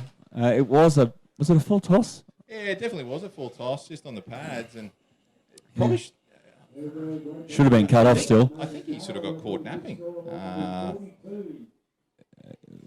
comes the slinger. Oh, actually, actually on the stumps, wasn't it? Yeah, he stepped across to the onside, made it look like a worse ball than what it was. But it was a full toss and it deserved to be put away, but equally it should have been stopped. That's a nice ball. Nice follow-up from O'Leary. Yorker outside off stump. So 2 for 71 the score at the moment. We're in the 13th over. That's almost at the extent of my sight there. What, the actual TV? No. I could, if it was close. No, it's about how far away it is, not the angle it's on. No, I can actually see that now. 13th over. Is that good? That's right, Jeff. You're going all right, buddy. You're all over it. A couple of years left in you yet, mate. I was just... Clears the leg. There's a man out there. Gone! And that's a big wicket to the Lightning. Carroll departs. O'Leary, the slinger, puts it in the slot. He takes up the invitation, clears the front leg. Replay, Barry. No, because the TV didn't see out there and UK didn't see it. Oh, okay. Anyway, that's a massive blow to the Brollies. I think they were counting on Carroll there to lift the run rate into the last 7 overs, and he tried to, did his best, just didn't quite get that one anywhere near as well as these previous sixes, and ultimately straight down the man's throat at deep mid-wicket. So you're with Ziggy, Emu and Corpse, live on Power TV and Power FM. That's got a ring to it, Jeff. It has, hasn't it? Murdoch Lawyers DDBBL Grand Final. Score at the moment, 3 for 71. And that's going to put a halt on things for the Brollies, especially when they didn't need them. They're obviously trying to accelerate the run rate, which they need to do. 7 wickets still in the shed. But here comes the skipper, Chris Hall. Well, if they ever need a skipper's knock, this is the right time. He's in a bit of form. He hit 50 off 18 balls down in the Brisbane comp. Plays for the Hornets now. So I tell you what, wouldn't mind 50 off 18 here, and that will certainly project that total up into that higher mark, which at the moment, they're going to struggle. So they need to build a little partnership here for the next 3 or 4 overs. Carroll 42 off 32 balls. So another wonderful knock by him. Chip down the ground there. Nice sort of sand wedge there from Llewellyn for a single. Carroll will be a little bit disappointed, but geez, I think he's done his job. Coming in at 3 and getting 42 off 30. That's good T20 batting for mine. Brendan O'Leary, an old Mets boy, still plays. Great slinging action. By all reports, loves a punt. and a VB. So, there's... Won't hold that against him. It's a triple threat. Originally with the South Magpies, Brendan O'Leary. And came across. And Downlands before that, from memory. Ooh, straight through Hawley, first ball. By all reports, a great tourist as well. So when on tour, they reckon hang around him. He's always good times. So, yeah, it could be dangerous. The Lightning get up. You'll be looking to him as the chief of entertainment, a bit like Steve Glover for the Aztecs, Jeff. Speaking about events and entertainment, the good oil is that Phil Curry has promised his players for every game they win, there is one event. So they've won 4 games already. They've got 4 post events, all laid on by Phil, and so obviously they want to have 5. So I tell you what, I wouldn't mind being part of that. Well, let's see what we can do. Gravy train. I was listening to the semi-pros yesterday morning, Jeff. You might be able to confirm this rumour, but Phil has promised an after party at George Banks tonight. Well, win, lose or draw. He said that. He said that. He said that live on semi-pros yesterday. I think we hold him to that. He'll have as forgotten. you call him Mel, and here's Mel again. It's the king of the radio, Brad Spanner. All right, so let's say hello to Brad. How are you, Brad? I'm good, thanks, guys. That's good. What's your prediction? Have you got a pass score? No, I don't. Okay, well, do you want to go away and come back? It's easy to call it in the 4th over, mate. We're trying to call it in the 4th and the 5th. Brad, we can give you our pass scores if you like. That Right, might well, make it easier. if you start with that, because I really don't know. So the wicket's playing pretty well, would we agree? Yes. You've got a really good view up here.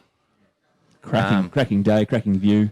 Yes. Oh, geez. No, well, there's still a couple of good batsmen, obviously. Who we got in there now? That's Hawley, is it? Yeah, Hawley. Bryn Llewellyn? Hawley and Bryn Llewellyn, yes. Yeah. Still floats it up. That's a nice shot. For one to cover to Hall. So still Liam Brown to come. So they've still got a little bit of firepower there, but it's just going to be interesting now at what their tactics are going to be. Still 6 overs. So what are we saying, 130? Well, Brad, that's probably pretty good right about now. So, I predicted 160, or probably more so I think they need 160 against the Lightning. But, 130, 140, that could be a good total from here. Oh, I think from here they'd be happy with 140. Real happy. Brad, I need to ask you, was there any, coming up against your brother and sort of really close teammates throughout the competition, was there any... That's a lovely shot from Bryn Llewellyn. 4 runs behind square, sweep shot. Much sledging, Brad, between you and Danny and Dean? And Absolutely. Good. Particularly me and Danny. Dean didn't really get into it as much, but Danny Colborne and I, a few sly sledges here and there. But yeah, that's been good fun, particularly all the coaches.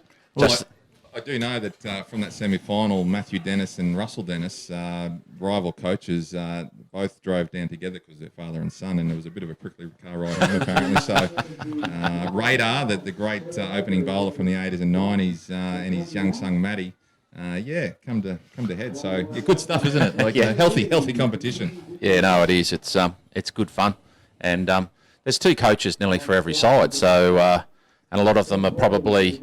Well, Matty Dennis is a bit younger than me, but most of them are my era or older. And it's, like I said in previous broadcasts, it's just been good to have everybody coming back and getting involved.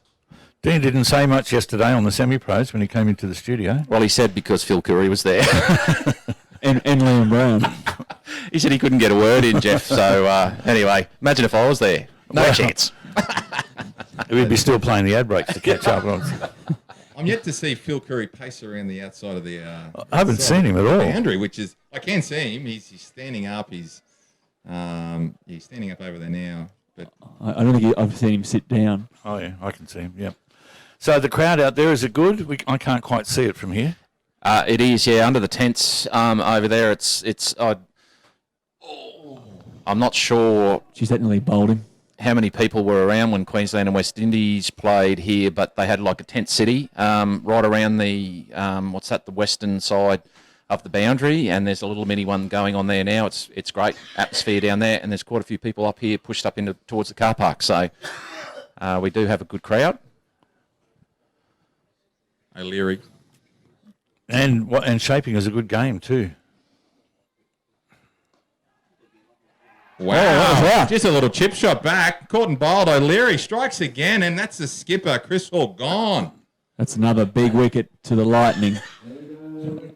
Here's the replay. This looked like it bounced, but jeez, a gift caught and bowled to Brendan O'Leary. That's as easy as they come. And that will restrict the run rate even further. Hard to tell if that's a slow ball or just a check shot that went wrong. Mark. On the pitch. Yeah, he got into a pickle there. Technically, I think that he pushed his hands out. You might be right. It might have been a little bit of a slow ball. Got the inside of the bat. It didn't actually go where he wanted to go. A simple catch. But here we go, Liam Brown. Put on some fireworks the other night, didn't he, against the Lions, the afternoon. First ball, Teddy Doggett bowled to him, a good first-grade cricketer, and hitting for 6 out of the park. So I'll be interested to see how he goes. Did he really? Yeah, first ball, just went boom. He had a lovely cameo against the Lipke Lions down there. That's fantastic. He, after a couple of shady innings, when I say shady, 2 golden ducks, that little cameo really won them the game. They didn't look home and hose at all, but he just came out and went bang, bang, and the game was finished. So. And that was in spite of getting sledged by Robbie Glover all the way out there about having 2 ducks. The crowd announced it, yeah. Yes. Yeah. Just in case he forgot that he got 2 golden ducks in the previous couple of weeks. And a hat-trick ball as our scorer Rick as well. So Liam Brown, O'Leary striking at will. Hawley 3 runs off 7 balls.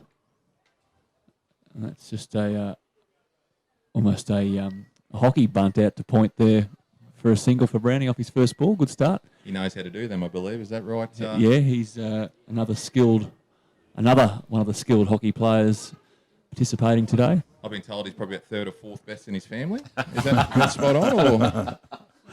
Yeah, and he's pretty handy. That's saying something about the rest of his family. His brother Kyle did play for Australia for many years. Yeah, and one of the sisters was an Olympian as well. So, very talented family. I'm sure Neil, the dad, is here.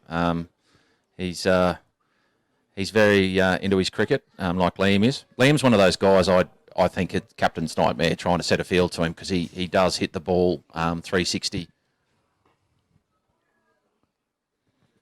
He's sporting the Skins sleeves here this afternoon, which is the first time we've seen that from a player, I think, this comp. Certainly today, anyway. Quite eye-catching, those white sleeves.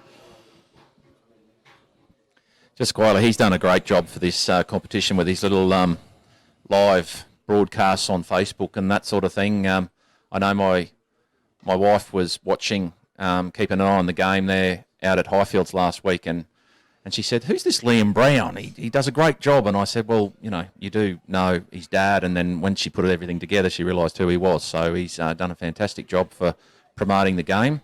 Let's hope he gets a few runs here. Well, the Bollies certainly need him to. They've only got, 5 overs to go. Rick, Rusty? 4 for 84. After 15. And that rounds out another over by Brendan O'Leary, known as Bowl. It's 3 overs, 2 for 11. That's a little match winner, possibly with figures like that. So, yeah, the slinger has struck twice. Mark, what's Paul Tui's figures there, mate? Have you got them? Watterson, 2 overs, none for 12. 1 for 10 off 3, Paul Tui. There you go. Oh, sorry, I think you said Watto, sorry. Yeah, sorry, no, Tangles. I was talking to Dean the other day, who coaches the Lightning, and he said Paul Tui for him's been the pickup of the tournament, and he's earning his money today. Big wicket in the early days, one of the Wilson boys he got, so... Yeah, Tangles sort of dropped back playing a bit of B-grade with his son, so came in at 200 points in the draft, which is pretty cheap. So he no doubt, in normal circumstances, would have been sort of a high-end 400-pointer. So how many points did they have to spend? Was it 3,000? 3,200. Yeah. I think it was. It might have been 3,400, but it was up around there. We still, the Lions, we still had a couple of hundred points up our sleeves at the end of it. But Cash them in. Leading edge there from Toohey to Liam Brown. Lucky to get away with that one, Liam. He'd be laughing about it at the non-strikers then, no doubt. Plays his cricket in a very light-hearted way, Liam. Yes, Tangles, I'm not surprised. Yeah, a bit of banter going on between the boys there, Harrison. So both play for Mets. Oh, a rare loose ball from Tangles, but he gets away with it. Full toss on leg stump. Straight to the man at deep square. I don't know if you guys have talked about it, but the umbrellas, well, I heard Chris Glass was not going to play today, but obviously he's out there because he was sick. But do you think the final might, the umbrellas just haven't played with the freedom we've seen in previous games? Maybe just the final and the occasion. There's a good crowd here. We're still trying to work out why they batted first when all along they've preferred to chase. Yeah, I didn't realise that. I just heard when I turned up, Lightning were bowling. So yeah, but Punctual as ever. I got a feeling Livewired, I think, have struggled chasing. In the games they lost, I think they might have struggled. That's what I think the tactics is behind that. So that's probably why they decided to put the runs on the board and back their bowlers in to defend it. So good running there from Bryn Llewellyn. They really do need. I think 130 is. I think they'd be skinny, Brad. Yeah, I think that's as good as they're going to get here, unless Brownie really tees off. I don't know if Bryn's a whacker of the ball. I think Brownie's their strike gun here. So Tangles here. He's got That was a loose one down leg and 5 out of the circle. not taken full advantage of. And Just a leg by, just fine leg. I think that finishes the spell for Tangle. Paul Toohey. So 4 for 89 at the end of the 16th. Pretty tidy figures from the old veteran Paul Toohey. 1 for 14 off 4. So Oh yeah, take your hat off, Tangles. Yep, that's awesome. That's pretty good. That's pretty good in any format actually. So yeah, the 200 pointer probably could be the buy of the whole tournament possibly. So. And the destroyer, Brendan O'Leary, to bowl out here. I'm not surprised to see that either. 2 for 12 off 3 overs so far, Brendan O'Leary, which has played a large part in restricting the umbrellas to 90 off 16. So we're looking at 10 and over really to get up to that 130 mark, 129. So it's got to start now. And Llewellyn picks out the fielder. Straight to cover. Llewellyn looks a little bit frustrated, just the body language. No doubt trying to pierce the field, but yeah, just doesn't seem to be timing it as he would like. So.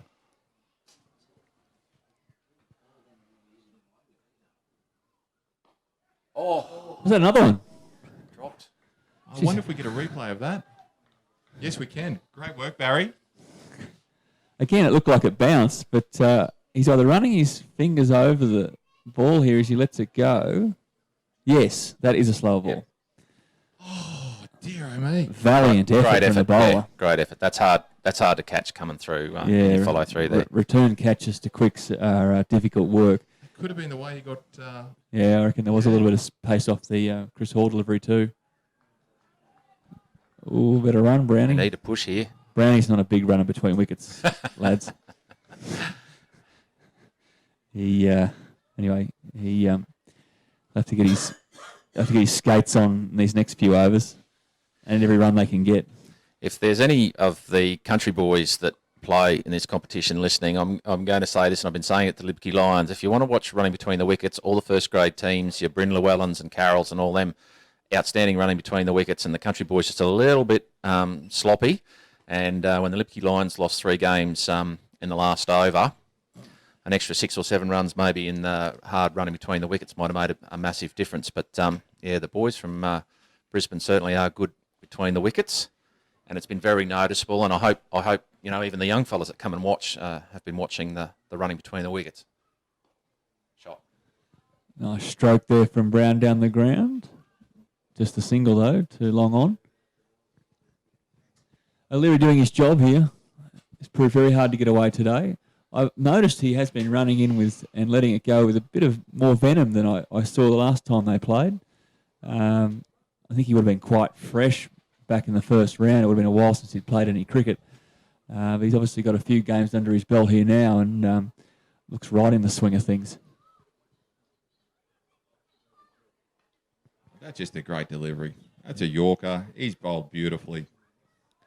There's nothing much you can do with that unless you're actually starting to step inside or to get really, really creative. So great stuff from Brendan O'Leary. I think Llewellyn did well to get that for a single, to be honest.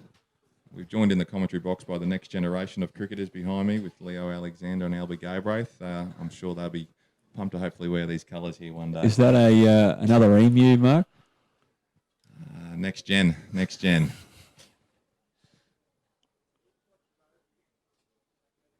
Liam Brown. Well, I think there's only going to be one thing that he's going to be trying to do here. So the time is nigh for Liam to step up here.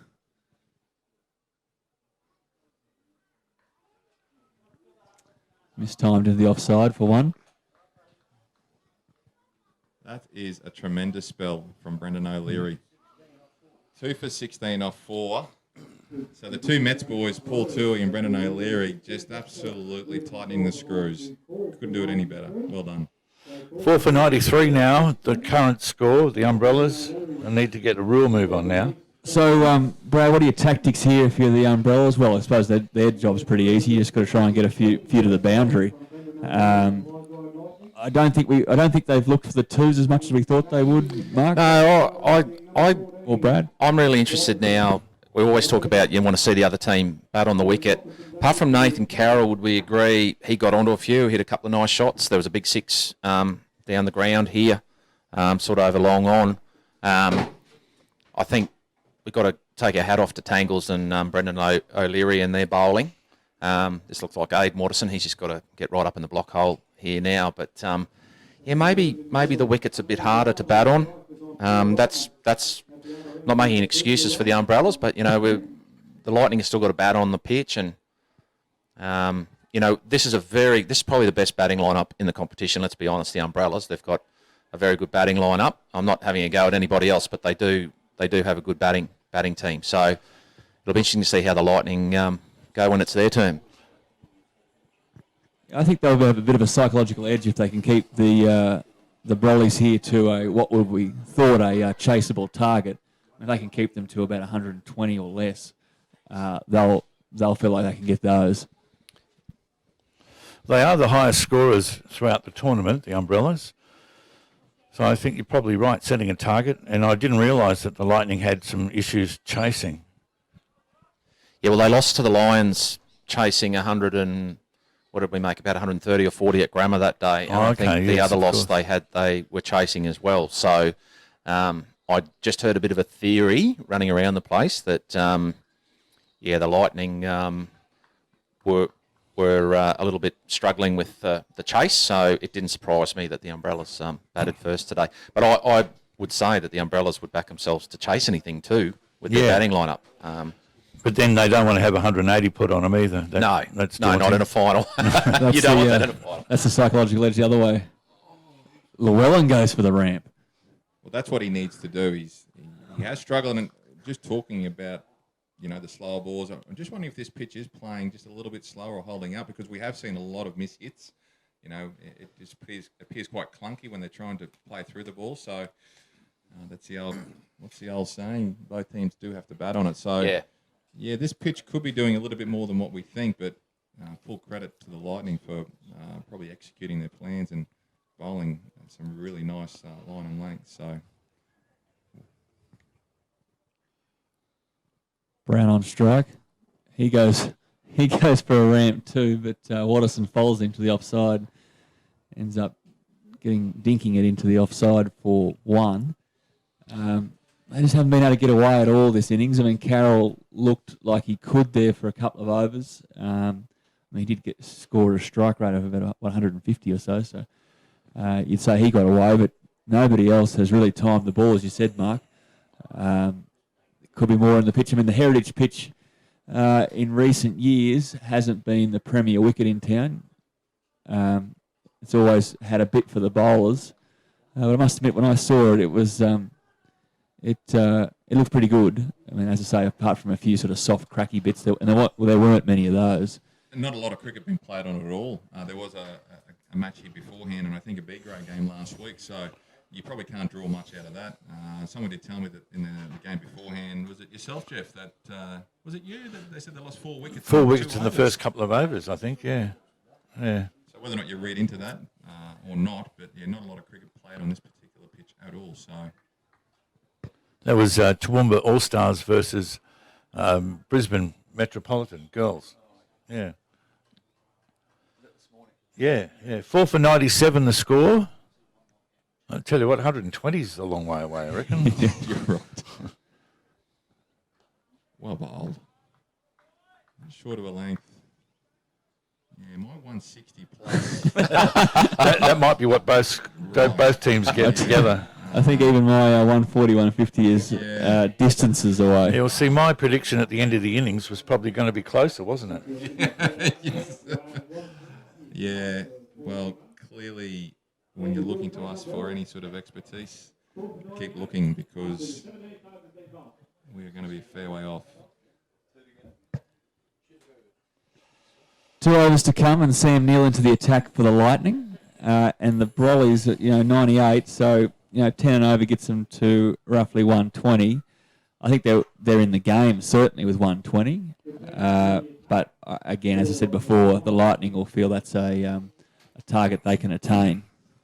They've got a few more spinners, the Umbrella, so just the way that Tangle's bowled, you wonder whether or not that will come into play. They've obviously got Llewellyn, Nitsky and Gibbs, so, that could be the strength that they go to. That was a problem with the Raptors the other day. They took so long to get the spinners on. Yeah, I think that's right. Yeah. I think they missed a trick on Tuesday, Jeff. Once the Brollies worked out that Llewellyn and Nitschke were hard to get away, they just kept them on both ends, and they were very hard to get away. Picked up a few wickets, and that contributed to a score of around 90. Brown tries a pull shot. Oh, and gets it well enough, just over the infield, but ended up racing away. It's quick on that side of the wicket. It looked like a miss hit, didn't it? Yeah, it just sort of ballooned up, and you think, oh, there's a possible chance, but... So, there's the replay. Yeah, caught. Yeah, certainly didn't get onto it all, but just lofted nicely. And might be a bit of a top spin on it. To be honest, guys, that's a captain killer, that one. Look at the field. He's got long on, long off, sweeper out at cover, third man, and he's bowled a rank half tracker. He really needed to be full, getting the ball hit down the ground or out to the sweeper at cover. He's sort of looking for that Yorker on outside off. Yeah, not a half tracker. That played into Liam's hands there. Might have been the double bluff, Brad. You're right, mate. That comes into it, doesn't it? But, geez, the captain would be real happy right now. And that's better. There you go. Well, that's a nice shot, though. See, that resulted in a field change. They brought the mid-off up and then dropped the mid-wicket. Oh, and Brown exploits it straight away. So that's toying. That is tremendous batting. I actually didn't think he hit it that well. But he's timed the pants off that. Well. Geez, that is good batting. I mean, there were only 2 spots on the boundary in hitting zones that there weren't fielders in those 2 balls, and he's picked them out both times. He's got the bowler under pressure here, the young fella. So Watterson's, I think it is up there, the more experienced fast bowler, has just come up and comforted him and given him a few words of reassurance. Let's see what Sam Neill can come up with next.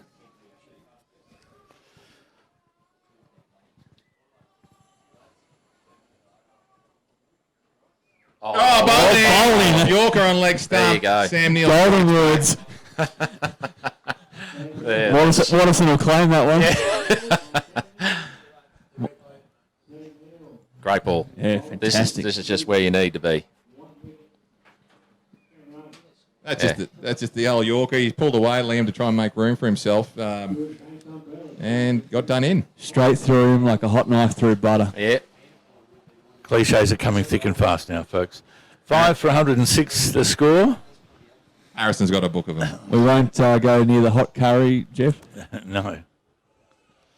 This is the DDBBL Grand Final on Power FM and Power TV, thanks to Robertson Scannell Financial Services and Infinite Aged Care Mount Lofty, the fantastic building that's overlooking the Heritage Oval, which half the people in this room have already booked me into. Thank you very much. Liam Brown departs for 15 runs off 12 balls. Britton Llewellyn still at the crease on 18 off 29. A little cameo from Liam Brown again, much needed. 15 off 12, to be honest. Those couple of boundaries up to 106. Jeffrey Cleese in now for the Brollies. I think moving Brownie down the order, I think he opened in the first 2 games when he got his ducks, has been a masterstroke for the Umbrellas. He certainly filled a really good, he's done a really good job for them down there. Oh, well bowled again. Oh, collision Jeez. bowler and non-striker. You know, Sam didn't do anything wrong there. Bryn looked like he was a bit unhappy, but he's just going for the ball. Nothing intentional there. Emotions could be running high. Yes. Brad. No, I think you're right. I think the Umbrellas are thinking we're 20 or 30 runs short here. There'd be a bit of frustration out there. I would hasten to bet. You just wonder whether or not Llewellyn needs to use Neil's pace here and try and get him down short fine leg past there or third man. But no, full flay of the bat. And the sweeper out there for 1. Jeffrey Cleese plays for Ipswich Centrals. You know much about him, Harrison? Haven't come across Jeffrey, but I have watched him play a couple of times in the DDBBL, and more a bustling medium pacer from what I've seen. I haven't seen him with the bat yet. So he's a big lad, so I'm sure he can give it a heave. Steps, clears the front leg and goes to the onside for 1 to deep square leg. Sam Neil is, after that short one where he got hit over mid-wicket, he got his line and leg spot on now, full on the stumps. So that's a good recovery there from Sam Neil. Showed a bit of character, the young fellow there. Yeah, came back from back-to-back boundaries for his first 2 balls of the over and then took a wicket and then kept it tight. So good on you, Sam. Down to the final over now, 5 for 109.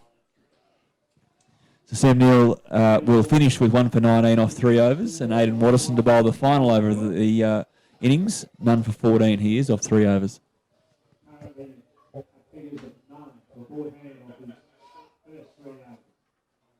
They'll be looking at 120 just as that psychological barrier, I think. So anything over 120. Any tips, boys, as to total now? Somewhere between Oh, little run in. It might have been safe. somewhere between 115 and 125. I'll stick with 120. I think Yeah, I you've think got you're to right. get it at run a ball. Couple of good overs in the first power play, get the run rate over, run a ball, and you start putting some pressure on the batting side then. So that's what I think Llewellyn and Cleese have got to be looking at here. Yeah, I don't reckon they'll quite get there. I'm going to go with 116. And that's a dot. Llewellyn has been frustrated. He's really the innings. He hasn't looked entirely comfortable. The shot he's practicing is the shot he should have played. A conventional cricket shot is what he should do there. But look, this is pressure, guys. We're in a final. He's been fairly composed in the innings we've seen previously. We've seen a few odd choices of shots being played here, and it's finals cricket. Love it. Love finals cricket. So That could be a wide. Oh no, It's not called. Oh, not called. Gets away with one, and that's another dot ball. That was full. 116, looking a long way away now. Yeah, your 115 to 125, Jeff, is even in scratching. That's not a guess. That's calculation. Not a guess. Stick with 115, Jeff. Now that there's only 3 balls to go. Yeah, still. There's 12 runs in that. Possibly 18. Yeah. I tell you what will be interesting, guys, is the brains trust over there and who's going to be batting. It's the one. who's going to be batting where for the Lightning, because Dane Hutchinson has been opening. Really? And he can tee off. So like a pinch hitting role. More so. yeah, just come out and just and with the field up, it might be a wicket they're prepared to lose, but he can bat and he can whack them If he gets 20, in a hurry, take the pressure off. See, so I'd love to know what's going on my brother's head over there. He looks after the batting things on the Lightning side. So it'll be interesting to see what they do. Hit him. Oh, well done. Out. Lyle Teskey. Lyle Teskey, Australian indoor cricket representative. Australian indoor captain as well. Been around the traps for many, many years. Just a little underarm. He's short, Here's the isn't he? replay. They did the right idea, I think, Bryn Llewellyn. But Teskey did not miss out. That was a lovely bit of work there behind the stumps. And Llewellyn out for So, boys, while we've got a little bit of time 20 here, off 34 balls. what are you tipping? Lightning or Umbrellas to win from here? What are we saying? Can we change? No, we can't. No. No, I tipped the Rollies, and I've got to stay with you. You can't change. You can't jump the fence. Can't halfway change through. horses halfway through the race. Well, I wasn't here at the start, so I didn't give my tip, but I'm going to back the Lightning in from, unless there's anything dramatic happen here in the last couple of balls, which, but I think less than a run a ball in a final. I think the Lightning guys might bring this one home today. There's only one ball left, I One think. ball, is it? Okay, so... Yeah, 115, Jeff. Can you get your 115, 115, Jeff? Oh, And well it's a back bowled. ball. There's another run Teskey out. again. No, they get home this time. For a one bye to finish the innings. So 6 for 112. Who was in there, Rick, with Peter van der Kuij? 112. Well, the 160, the 140s, nowhere near it. Jeff's 115 even and over out, nowhere near it. So My We're all 120's close. The 2's just in the wrong spot, that's all. 6 for 112. time will tell, obviously. Has this pitch got anything in it whatsoever? Hard to tell, but certainly some frustrated batsmen out there. Not too much clean hitting. Looking forward to the second innings, Harrison and Jeff. I think obviously the bowlers did a great job for the Lightning there, but I'm going to give a shout out to Chris Glass for his not just his bowling changes, but his field placings. I thought they were spot on, and that contributed to restricting the Brollies to a relatively low total. I think the Lightning will be feeling very happy with their efforts in the field after that 20 overs. So how do you defend that? Any thoughts? Look, I think they've got to do similar things. You know, you've got to defend the boundaries as the Lightning did, and you've got to bowl good lines. It's pretty simple stuff. I think the spinners, as we've said before, will play a part. Yeah, I think you'll find that the Umbrellas do need to probably throw caution to the wind, not really knowing what's going to happen. I think you might find they might even start with maybe two spinners. That would try and make those openers take a few risks early. And that high risk, high reward, hopefully to pick up a couple of quick wickets to put the pressure back on the Lightning. So, yeah, I'm saying my predictions have been fair way off, but I'm saying the spinners to play a huge role for the. Or the quicks to take the pace off. That worked for Brendan O'Leary.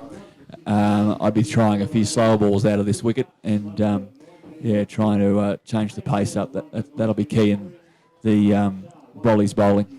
And Brad, how do you think the I Brollies? think the three spinners for the Umbrellas are going to win the game for them, definitely. So Gibbsy, Bryn and Derek.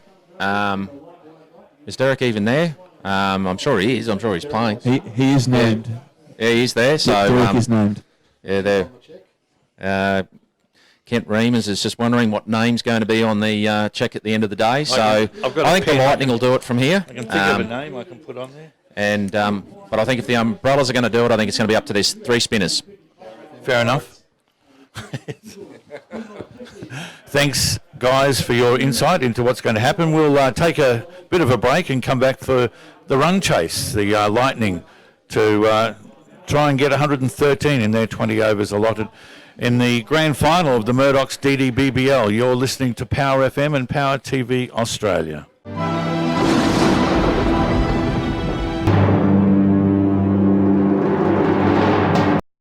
Hutchies lives here.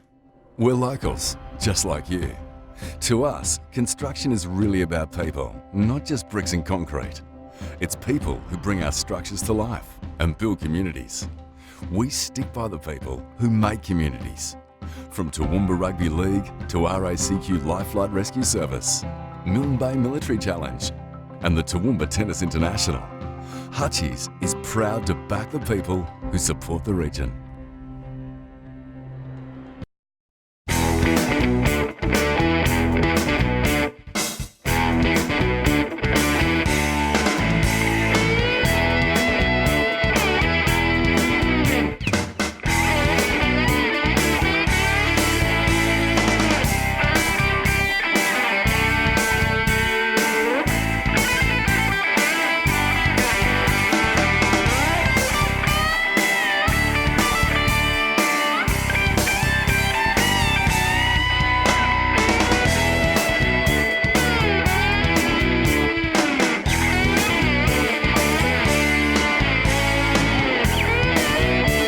Crazy Kevin on the radio.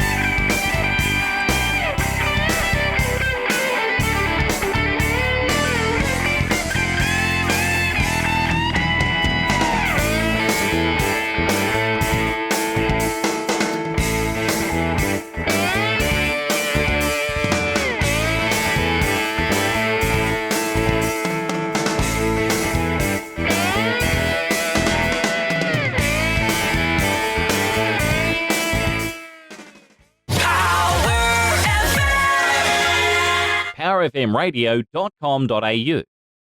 Small and medium-sized businesses are the lifeblood of Australia's economy. Small business expos like this are the best way to showcase your business and meet new customers. The Toowoomba Small Business Expo, Friday, November 29 at the Clive Berghofer Sports Centre, University of Southern Queensland, Baker Street. Your next new business contact will be waiting for you. Proudly supported by Buttercard. Hi, this is Paula Brand. We need to support our local businesses. See you at the Expo. Power TV Australia presents the Celebrity Christmas Telethon, supported by Optus and Harvey Norman Toowoomba, live from Rumours International, November 23 from 4 till 9 p.m, showcasing some great local talent while raising money for the Toowoomba Hospital Foundation. To donate, phone in and chat to one of our celebrities or be part of the audience at Rumours. For more info, email telethon@powertvaustralia.com or call 0431 390 920. The Celebrity Christmas Telethon, November 23rd, live on powertvaustralia.com.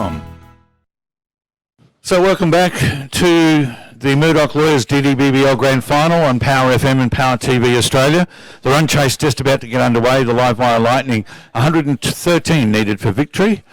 Just about to get underway with the first ball.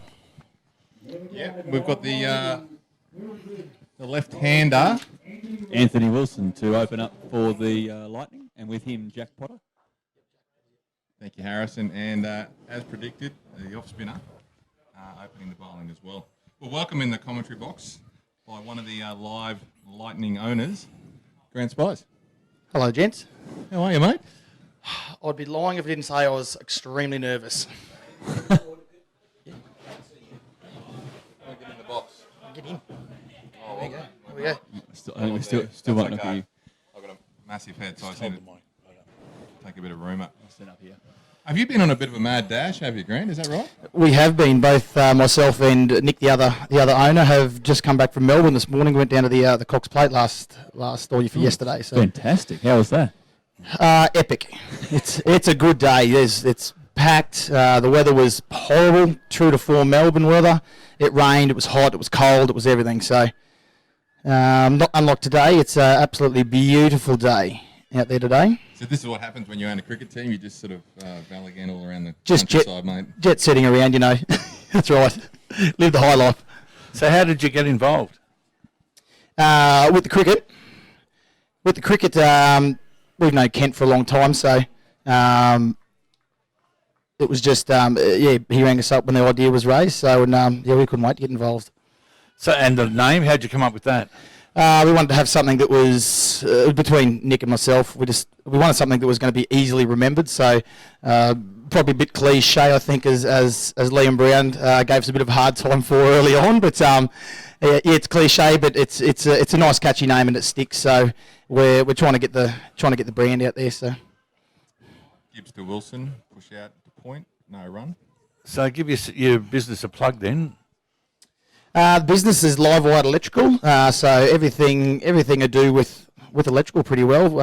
So if you've got a house that you need wiring or any repairs, maintenance, we also do lots of large commercial jobs, a lot of commercial maintenance jobs and whatnot as well. So bit of a jack of all trades we are. And whereabouts are you based? Based in Production Court, which is down near the airport on Greenville Street. Unit 6 to 8 Production Court. So come in and see us if you need any electrical work done. There you go. Grant, thanks for sparking up the commentary box. Oh, cold. Love it, Harrison. None for two after one. That's a really good start from the Brawlers. They're going to need to bowl really tight in this power play. I see you were listening in our training course. But it's a good success story yourself and Nick. You started out as young fellas and then joined forces. Is that right? We did. No, so we're actually brother-in-laws as well. So I did hear you married sisters. We married sisters. So I was the one who came to the party a bit later. So Nick was already married, and then I met my lovely wife Amanda, and the rest is history, I suppose. So a bit over 13 years ago now. So the business has been going strong. So I hear you holiday together, you work together. We do everything together, mate. We're BFFs. Yeah, that's beautiful. What's your thoughts out here, Grant? Let's talk a bit of cricket. Let's talk 112. cricket. That we are obviously very happy with that. It's the guys, the Umbrellas got away to a pretty good start, and we knew that their top four was their big strength. So we had to bowl smart, and I think the guys really did that. 112. We're over the moon with that. But it looks as though the pitch is really starting to slow down a bit now. So we might have our work cut out for us. Like you don't judge a pitch until both sides have played. The old cliche again. So we have spoken about that a lot, but it's just starting to bleeding obvious. But just like a few of the balls are holding in the pitch, a few slower balls, which picked up some wickets with Brendan O'Leary. That's right. Brendan. He summed up the situations really well. And that's what we need to do there is try and pick off a few singles to really keep that scoreboard ticking over. That's key on these smaller run chases, is just keeping that scoreboard ticking over so you don't get too much scoreboard pressure on yourself. We've got obviously right and left-handed out there with Jack and Ant. So again, trying to keep those singles going over so that we keep making those bowlers from the Brollies adjust their linings. Try to get that to work in our favour a bit. Did you have a score in mind that you wanted to keep them to, or were you happy with the score that you did keep them to? Oh, very happy, obviously, with the score that we kept them to. We realistically, I think, throughout the whole tournament, for us personally, 150 is probably a pass score. And looking at the field today, like the ground's in great nick here, the home of Toowoomba cricket up here at Heritage.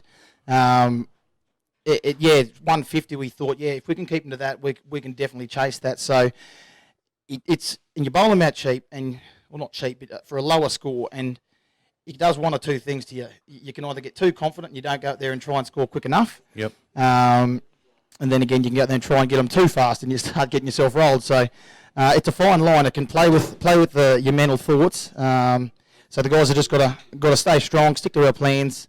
As I said, keep the runs ticking over, and look, we've got a quality batting lineup. We've batted a long way down, so I'm confident, but still very nervous though. It's a good start by Daly Martin. The Brollies are bowling well here, which they need to defend 112. Yeah, Anthony Wilson's been amongst the runs everywhere apparently, down for the Hornets. He's got 144 runs in this tournament so far, and apparently scoring runs at will down the range. So he's certainly probably in a bit of form, so they'll be looking to him. But obviously they'll be looking to try and get him out like they did the other Wilson in the first innings for the Brollies. So yeah, that's right. Ant's a bit of he's a rock there up the top for us. If he gets away, he's one of, if not probably one of the best batters around the region. He's amazing to watch. Anyone who was out at Highfields Park for our last game, seeing him hit bombs was with one hand pretty well was insane. So yeah, he's a special talent, that's for sure. So if he can do well, that'll put us on a long way forward to getting this total. So no wicket for 4 at the moment in the second over. The umpires there, umpire Barton, just inspecting the ball after 1.4 overs. It's a bit surprising. Not like it's been bashed around at the moment, is it? No, and the batters haven't really been giving it much stick either, so maybe it's the abrasive surface of the heritage pitch. This is the Murdoch Lawyers DDBBL Grand Final on Power FM and Power TV Australia. All thanks to Robertson Scannell Financial Services and Infinite Aged Care Mount Lofty, overlooking Heritage Oval. So, look in, boys. Grant, did you back a winner yesterday?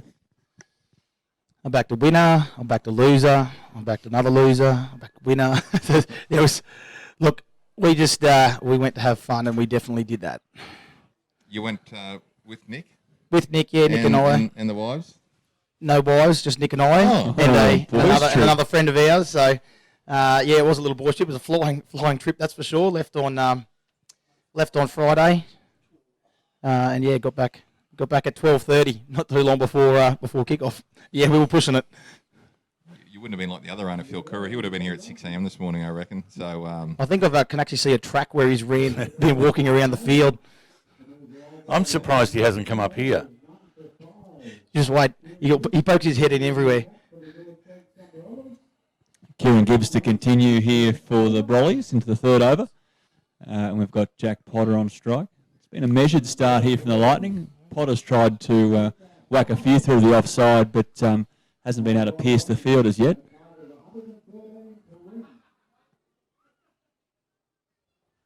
Oh, really plays on though. That ball really kept low. Can we see that again, Barry, please? It's great to have replay on Power It's great to TV. have one of the owners here in the box with us, because you can I can nearly hear his chest thumping through his shirt. You know, it's just the whites in his eyes. This is excellent stuff. Thanks so much for coming up, Grant. No, my pleasure. Look, anyone who knows me knows that I get quite excitable. So I can't pay it on Phil Curry, because I've been pacing, I've been sitting, I've been standing, I've been jumping. Yeah, there's been a lot of. I've already lost my voice from yelling. It's yeah, I get a bit excited. So that one flied just a little bit more by Gibbs. Potter tried to hit one through mid off, but no run.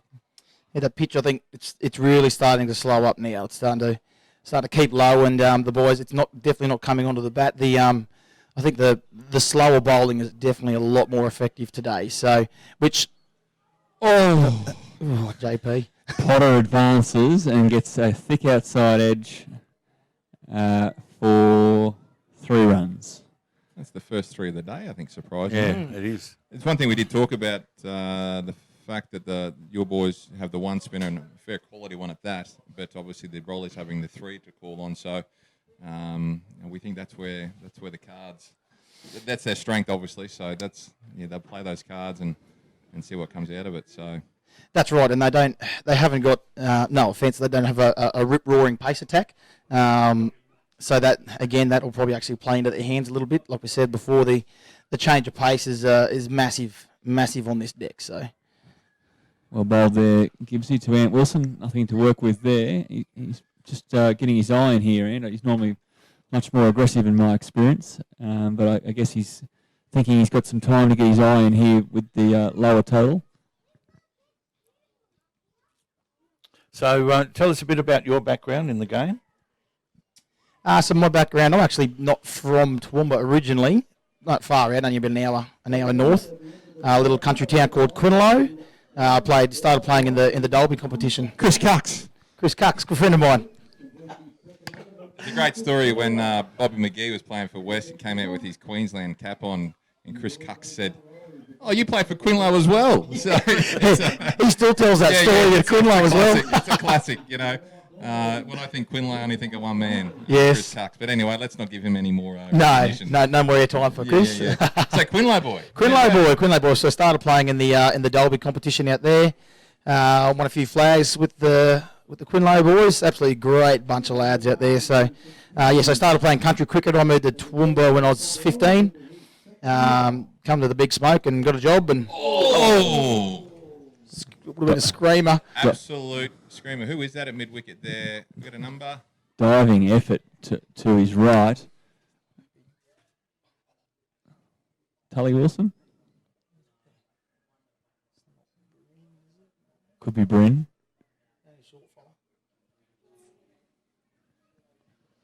Bryn Llewellyn? It may be.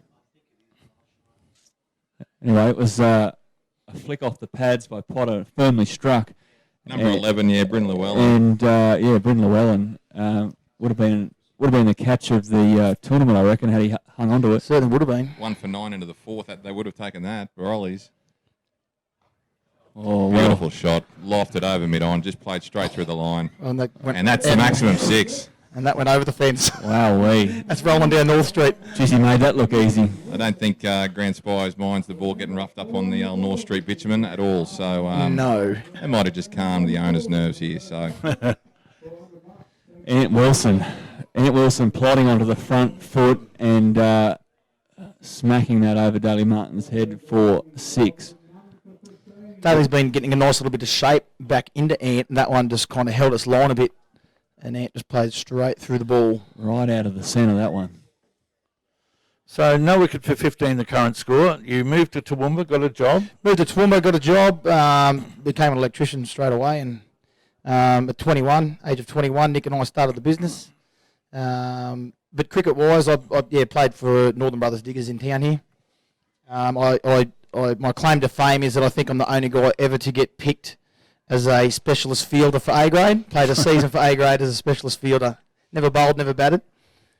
I don't know why. Jonty Rhodes. Good for the, yeah, that's right. You might even look like him a little bit, actually. A little bit of ginge coming through, yeah. How did you never bat? Yeah. Not required. No, that was in the days when Mick Miller was still around playing A grade for Diggers. So, they had a really strong team that year. They actually went on to win I think they won the flag that year. I didn't actually play in the grand final, but yeah, it just always happened that there was, I was the one to fill in for anyone who couldn't be there, I suppose. So, and they just wanted someone who fitted well with the team, and I get along with everyone. So, just in there to bring a bit of good spirit to the team, and they just wanted someone solid who could, I suppose, help them out in the field. So, but other than that, I'm sort of always been a reserve grade player, reserve B grade player. So I've actually come back this year to play again. So would you say this competition has brought you back to play? Would you have played if this wasn't around? It's definitely got the appetite running, that's for sure. I was always wanted to come back and play, but this has got, well, not just myself back into it, but look at the amount of guys. Like we've got Dean Spenner and Denny Colborne and our coaching staff. Them old foxes. They've been out of the game for a fair while now. So to have them back and looking at how much they are enjoying is just it's so pleasing for me personally to see those guys heavily involved and enjoying themselves in the game again. We spoke about that probably at length throughout the Brollers inning. Just I don't think we've seen the benefits of this competition yet with bringing ex-players, kids, people onto the game that have probably never watched it. I think it's just going to roll on, and it's just a massive shot in the arm for regional cricket. So yeah, it is. It's wide ball there. It is amazing. Like my wife actually said to me before, she said, "Wow, look at there's people walking around here with Lightning shirts on that we've got no idea who they are," and which is great because you got people who have been buying merchandise and whatnot. Like we don't make any money out of it. It's simply just to get the name out there. So, and this being the first year, like I can't wait for next year already. Like to see what differences there's going to be. Oh, lovely little cut shot there out to the boundary. Does it pull up there? No. No, Right 4 over the runs, rope. number 4 to Anthony Wilson. Yeah, to see what next year's going to bring is going to be see what tweaks the committee make to the competition, what the format's going to be next year. There's a lot of talk about is there going to be player retention, or is it going to go to a full draft again? Like There might be more teams. Could be more teams. It's just exciting. I don't know. I can't wait. You might be the first player owner. Oh, that's a bad miss there at short gully. It looks like it might trickle for 4. Yep, bad luck. But a lucky boundary there for Ant Wilson. Should have been cut off at short third man, but got through him in a boundary to finish the over.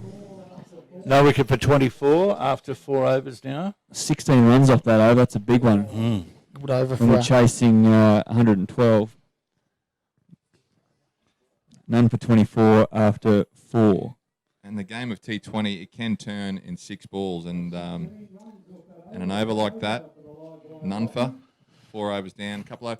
Although it does look like the Lightning boys are playing fairly well within themselves anyway, knowing that the total isn't huge, but just taking the opportunities when they arise. I'd just like to see how it plays out in the next couple, whether or not they're willing to take a couple of risks against the off spinner with only 2 out. No one at Cow Corner. He's coming around more to mid on now. There's a bloke out there. Oh, sorry, I thought he's. Oh no, you're right. I thought he's a part of the, he's in the sheds. Support crew. Nice one there to Potsy. Used his feet to get the ball in the full. Down to long on for 1. Now, Mark, I heard a story about you during the break. Yep. Okay. I just have a feeling I did see you come back from the sausage tent, and I have a feeling I know where this is going to go. So. Does being at the Gabba one day? Oh, lofted. Man coming around. Out. Big wicket for the Brollies. Ant Wilson departs. That's Tully Wilson, I think, was it? Dan Wilson. And that was the risk taken there. And that's what we were talking about. Were they prepared to chance their arm? It was a bit wide, and it was a bit lackadaisical really there from Ant. The shot was on. It was a full ball, and the field was up, but it just went straight up in the air, and Dan Wilson caught it very comfortably.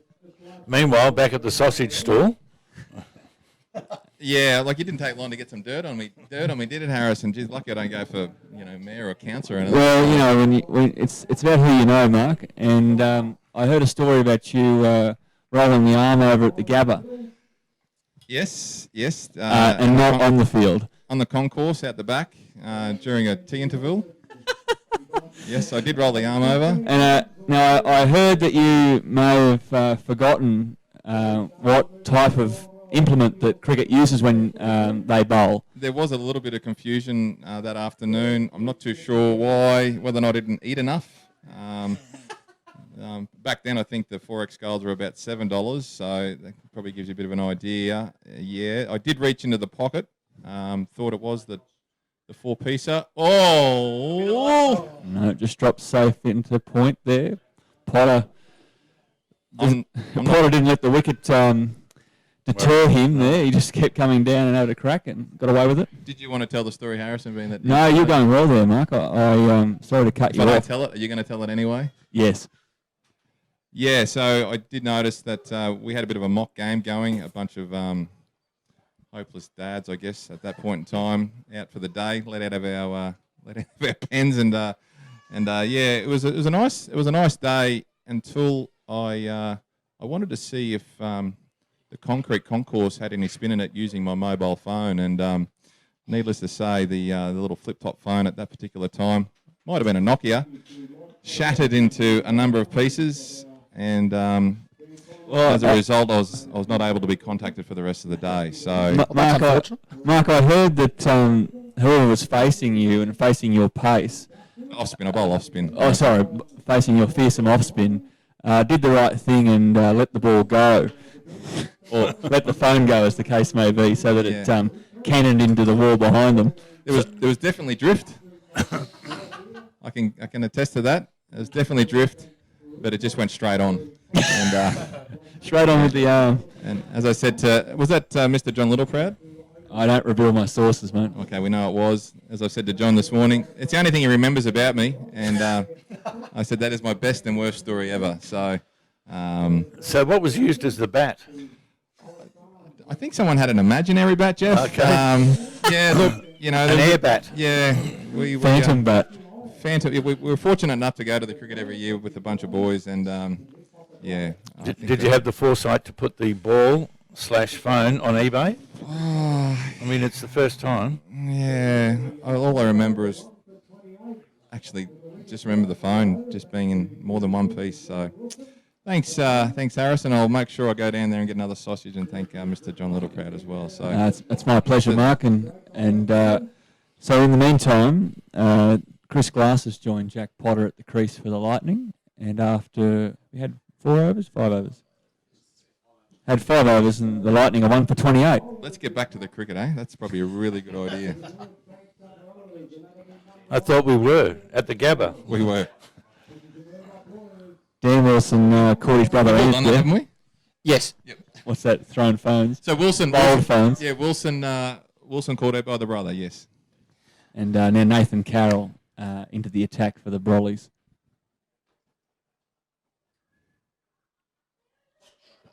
Oh, nice shot from Potter. Bit of work for the third man. Too good for him. That's another boundary. Just gave that a tap on the head there.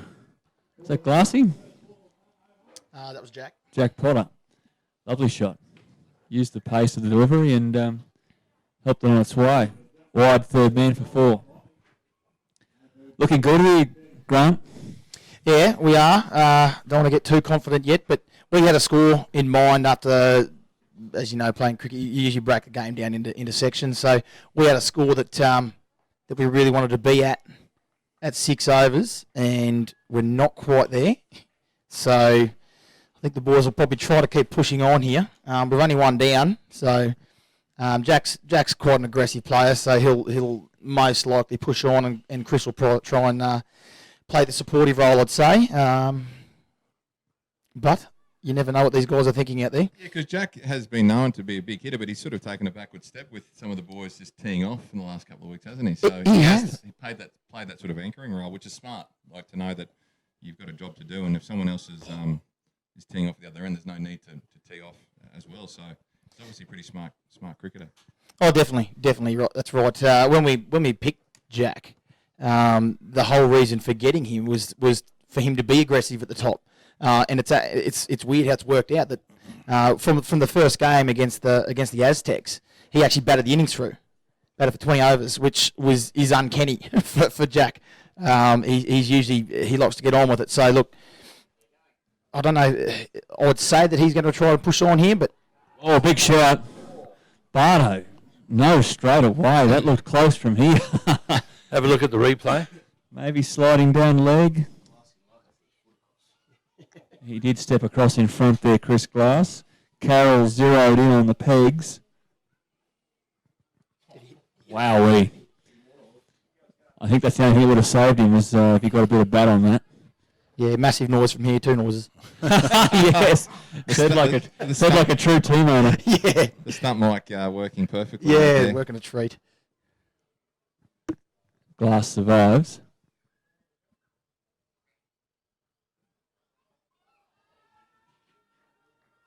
Run out on, no, always safe. Direct hit. Well stopped there to stop the overthrows. Well, a bit of activity happening anyway in this particular over, which I'm sure the Brollies will be happy about just to be creating some chances anyway. So it's all about stemming the tide. And coming into the 6 over, 1 for 34. They'll want a really nice tight over here to finish off the power play. I mean, 6 and over will do the job for them. That'll be quite enough. These singles are very valuable for us. The guys are turning the strike over really well, making sure that scoreboard doesn't stop ticking over. We did notice that some of they did seem to get tied down just a touch, the Brollies. Bowling! The young pup, Nathan Carroll. We'll have a look at the replay. Hopefully, was it an inside edge? I think he might have played on there. It was a big inside edge. Jack trying to get on with it. Trying to keep to that target score for the 6 overs, I suspect. But that's okay. Just made room for himself, trying to hit it through the covers, where there's obviously plenty of space. And the risk did not come off this time. So massive wicket for the Brollies. Any wickets are obviously good for the Brollies right now, but to get them 2 for with the power play about to finish, that's massive. Brolly's right in this with a couple of wickets. They've dismissed both openers now. And that's what you need to do, is take wickets at the top when you're defending a small total. So this is a very evenly placed game so far. in my opinion. 2 for 34, the current score. What was the score you had in mind? You said that there was a score you wanted in mind at the end of the power play. We would have loved to have been 50. 50, yeah, okay. Was that before or after? Like, was that between innings, or was that when the game started? Between the innings. Yep, okay. That's quite a standard total that you want to be getting in the power play, I think. So we're a bit behind the 8 ball. Like you said, it must be a lot harder out there to bat than what it looks. Yeah, well, obviously you're above the run rate, but only by a smidge. But the power play about to finish, and that's I'm quite interested to hear that number for 50, even with the total 112. So, do you think that 50 would have been different if you were chasing 140, or is that just something that you're a bit of a par thing after the power play? That's a par thing. Yeah, okay. Yeah, Right, 50 after the power play, you'd love to be. But thinking about this, the power play, it can cut both ways because you've got the field up, and if you can't pierce that field, you can look really bad, but actually be travelling okay. So once the field spreads after the power play, hopefully the guys can start ticking over 1s, 2s. Like you said, we only need to go at 6 and over, so it's not rocket science. Hopefully cool heads will prevail for our boys, and they can just keep working these singles and turn a few singles into 2s and keep this scoreboard going. So Jack Potter equalled his opening partner, Ant Wilson, with 15 runs. Sam Neill, the new batsman. And Bryn Llewellyn into the attack here for the Brollies, who was the... Should be 2 there. Who was the destroyer. Yep, he'll make that pretty easily. Good running from Sam Neill.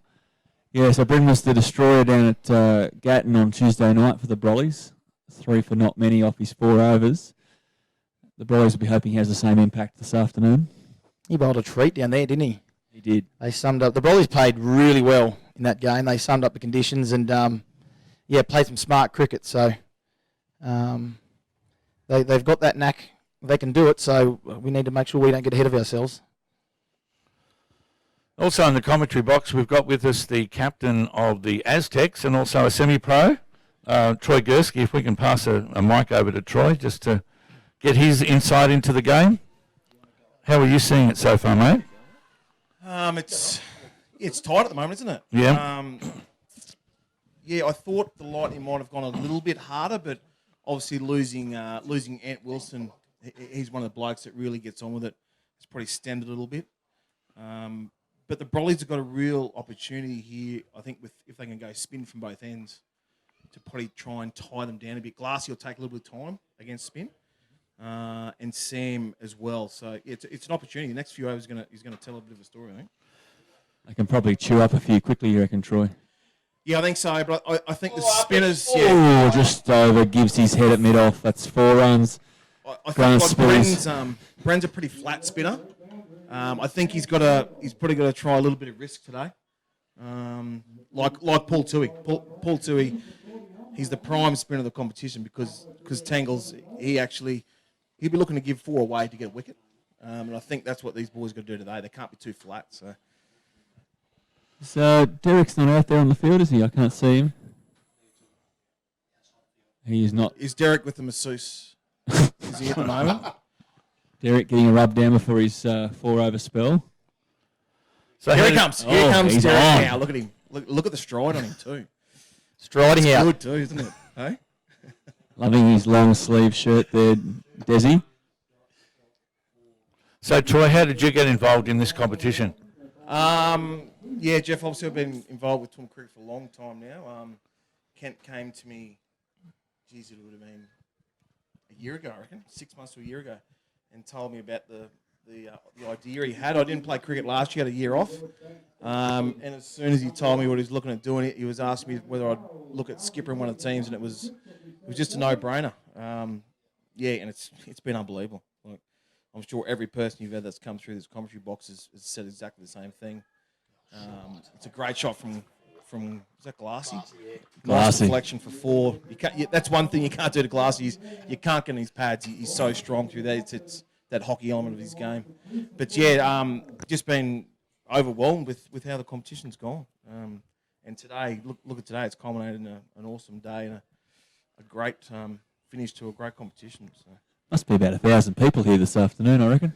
Yeah, I was standing down there on the field before when the boys were warming up, looking back at the amount of people here, and it's got had a really, really awesome feel to it. Everyone's happy, everyone's up. Look at cricket in Toowoomba, hey? Yeah, everyone except Phil Curry at the moment is probably Phil will be chewing all of his fingernails and toenails off at the moment. preparing a noose. I think Phil needs to bring some of that magic water out. So since that fall down to fine leg, they've dropped Derek to the fine leg boundary, which he wouldn't be. He'd be happy with that. Yeah, he wouldn't be overly impressed with that. Very sprightly down there on the boundary, Derek. He didn't jog. Anyway, he's only out there for not. What have they got left? 14 overs, 13 So what overs. have we got now? What is it? 2 for 46 off in the 8th. 67 from 75 balls required for the Lightning, with 8 wickets in hand. So they have to be ahead in the betting, that's for sure. The Lightning. So my tip's looking pretty good at the moment. Having said that, most games have gone down to the wire. The umbrellas are pretty good. They've got to look at, as I said before, I think spin's going to be the thing. They've got to get tied up with a bit of spin, and then probably got to take it deep with the Lightning batting lineup. That lower order probably hasn't had to do too much batting during the competition.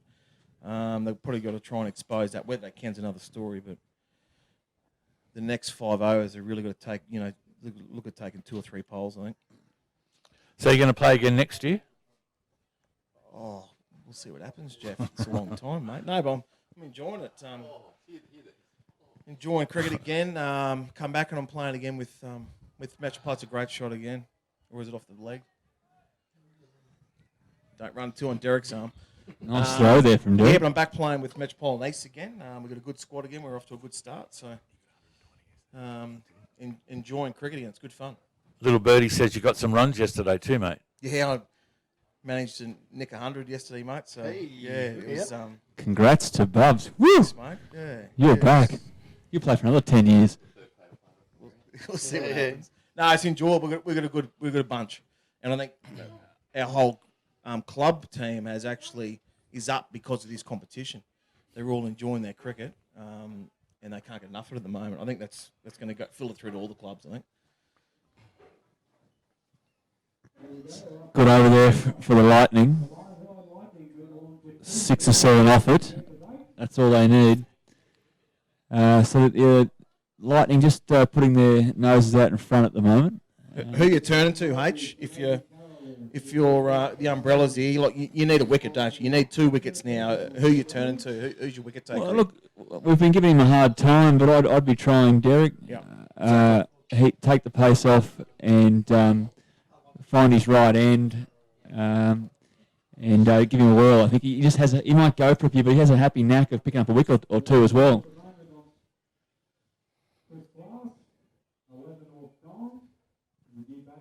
We're very lucky with the weather too, haven't we, all throughout the tournament?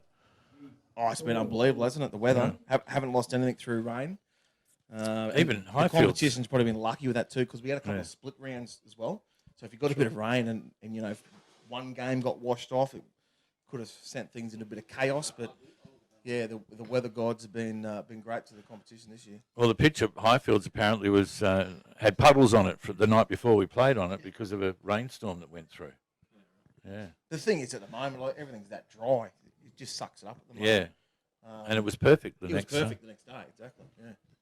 And produced those 2 games. They were terrific. Shot. Sam Neill, lovely I shot. tell you what, this kid, Sam Neill, can play. 17 years old. Just made the Queensland under 19 Yeah, team. just made the Queensland 19s. Queensland 19s on Friday, I think it was. Hard thing to do, make Queensland 19s from the country. He's got the goods. He's actually put a little bit of size on too in the off season. He's bowling with a bit extra pace, and as you're showing you now, he's a good bat too. Handy cricketer for the West Cricket Club here in Toowoomba. And just forget he's only 17. Oh, that's fantastic feeling of his own bowling there from Bryn Llewellyn. Thanks to Grant for coming up. He's left the commentary box. I'm sure he wants to get back down there with the boys. With the boys and ride this one home with them. So, yeah, thanks very much for coming up, Grant. It's hard to believe that the competition's winding down to its last probably 40 minutes or so. It's been a terrific 6-7 weeks. It's been so even, Jeff. Yeah. I mean, we had 4 teams finish on 12 points. And a spot in the finals. The poor old Rockets, as we said on Tuesday night, missed out by the sake of 2 balls. Apparently, if that run, the 3 they got counted as 1. If it went to the boundary, that would have knocked the umbrellas out. So, but just the way the rules go, the fact that they hit 3, but once they passed the total, it's only counted as 1. But if the ball had hit the boundary, they actually would have went on run rate above the Brollies. So, there, Rick's just nodding his head to confirm that. That's as close as it gets, isn't it? That's incredible. That game, that game we played, us against the Hip Pockets, like 93. We actually went out the feeling. I said to the boys, I reckon we'll defend this. I reckon we'll defend 93 at 9. And Just about did. We did 9 down, but at one stage, because we had to keep them to 75. Yeah. And we had them 7 for about 70. You had them 7, yeah.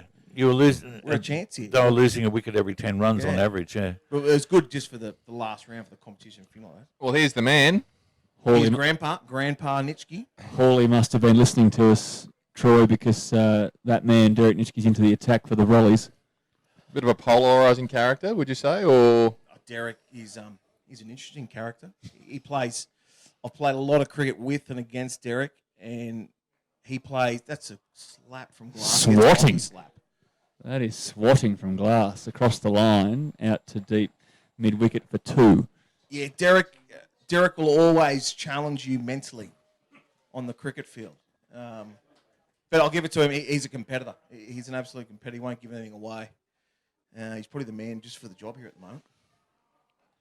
Oh, hello. Man out there. Oh, that's wide of him. Oh, and is it Glassy. 1 bounce or is it 6?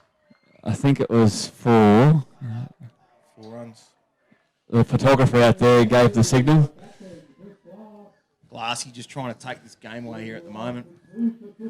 He's probably noticed, 2 or 3 overs of him up in the ante a bit here will just snuff the game.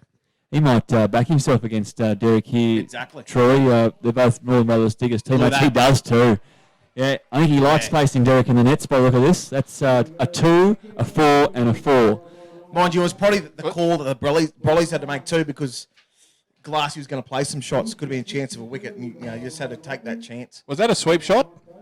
That's hockey sweeping. We'll do it until we get one. I have heard there's a story with Glassy that he's banned from playing sweep shot in rep cricket because apparently compulsive. So yeah, he is a bit compulsive. It was Queensland country stuff last year, and Glassy got out sweeping various times. And the coaches said to him, if you get out sweeping again, la, pretty much, you're walking home.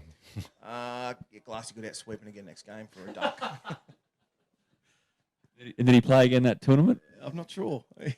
Might have carried the drinks. But, as all good batsmen, they have good shots. They bring them runs, but it gets them out too. So 2 for 64 after 10 overs, the Lightning. That's a big over for them. That's an easy run rate to work out for me anyway.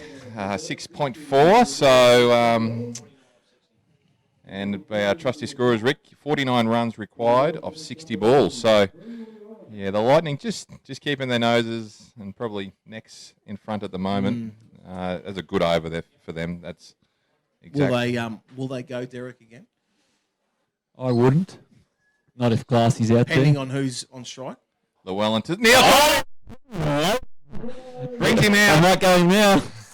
Have a look at the Power TV replay. Ooh, big wicket too. Massive wicket in the context of the game. He'll be dirty too, Chris.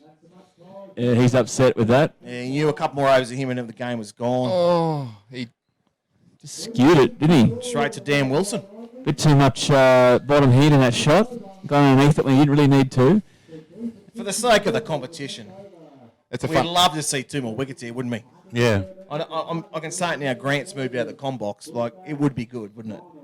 No. And the way things have gone, it just wouldn't surprise me. No, that's right. The twists have gone 3 for 64 at the moment. The new batsman coming out to the crease. Aidan Watterson. Well, he creamed them in the first game. We hit about 6 sixes the first round against you boys. He was against us. He was the difference that day, Ado. And one thing about Ado, he's not one that's going to be pushing singles either. He's going to try and take it down. You think he will not? He might take a couple of get in. Yep. But Ado hits a big, long, straight ball. He'll hit straight. So the other side of the coin of that one is that his wicket could could fall. So yeah, he'll go over mid-off and mid-on. And yeah, he's a strong lad. He hits it a long way. Glassy, 23 runs off 16, so a lovely little cameo from the Lightning skipper. To answer your earlier question again, Troy, I would go Derek again now. Oh, for sure now, yeah. Yeah. Because I reckon Aiden, being a former junior player within the Diggers ranks, will have a lot of respect for Derek, maybe too much. a lot flatter there from Llewellyn. Yeah, so Aiden off the mark straight away with a guide down to third man. Well run for 2. Really got to challenge him to go over the top here at the moment, these first few balls. Throw it up a little bit. Yeah, I'd almost be tempted to put Long on up. Exactly, yeah.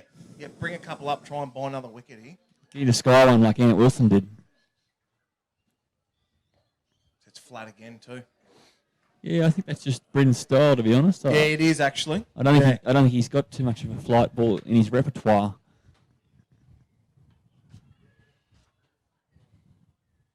There it is. Lofted. There it is. Oh, Derek. Derek couldn't quite get there. That was a massive wicket there. That's what we were talking about. Watterson likes to go straight, and he tried to clear the mid-off, who was up in the circle. Ended up getting a miscue. Very ambitious, wasn't it? First couple of balls. Yeah, well, he knows one way, so I guess he's just going to back himself. But yeah, there's no one back there at deep nearly mid-off. brought him undone.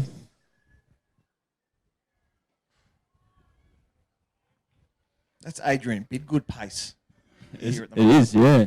That's clocking 120 nearly. Although I think Adrian's got a bit of body mass on Bryn Llewellyn. That's a nice shot from Sam Neely. He seems to like it out there. Obviously, Sam Neill's played a lot of rep cricket now, and but this is probably a little different level for him. It'd be interesting to see how he actually handles this, because he's obviously the batsman out there at the moment. Like Watto is probably more of a bowling all-rounder.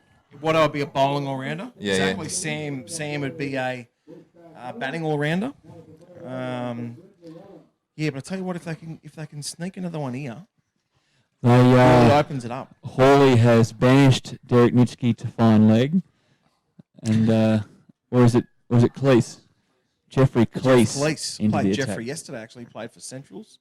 You must have liked his bowling, Troy. Jeffrey slid onto the bat quite well at times yesterday. Where he does bowl a heavy ball. He gets him to bounce. Where did you play? For Centrals and Ipswich. Oh, down there. Yeah. Be nice. Tell you what, he hits a big ball too. He came out yesterday and he hit a couple of massive bombs. Yeah, right. He's a big long lad. levers, yeah. So the Lightning 3 for 68. This is the DDBBL Grand Final on Power FM and Power TV. Thanks to Roberts at Scannell Financial Services and Infinite Age Care, Mount Lofty. I'm not too sure if he's out there at the moment, but Elijah Kugel from Big Shot Photography. Kent's been most impressed with his work. I'm sure he's out there, and he's at deep square leg, I reckon. There he is. That's going out towards deep mid wicket. That's nice. Nice shot. Clears the fence there, Sam Neil. The kid, Sam Neil. He can play. He's standing up here. Okay, Power TV replay. Cleese short, and I think by the look of that shot, Sam Neil likes him there. Wow. It's pretty to watch. Not bad for a 17-year-old, eh? Well, good comeback from Cleese. Not bad for a free pick, eh? You know? Wish I would have got him. Where was he? Did you try, or you just... I think everyone wanted him. Yeah. Was he first? He was our... Where did he get picked up? First round? First couple of rounds, yeah. He was... For what you got for no points. Yep. Yeah, Cleese is quite bustling, Troy, is how I He is describe bustling? him. Yes. I'm a bit surprised it didn't go a spin again. This over. Yeah, I would have gone Derek with these two younger players at the crease. Yeah. Anyway, I wouldn't be dropping short again to Sam Neil.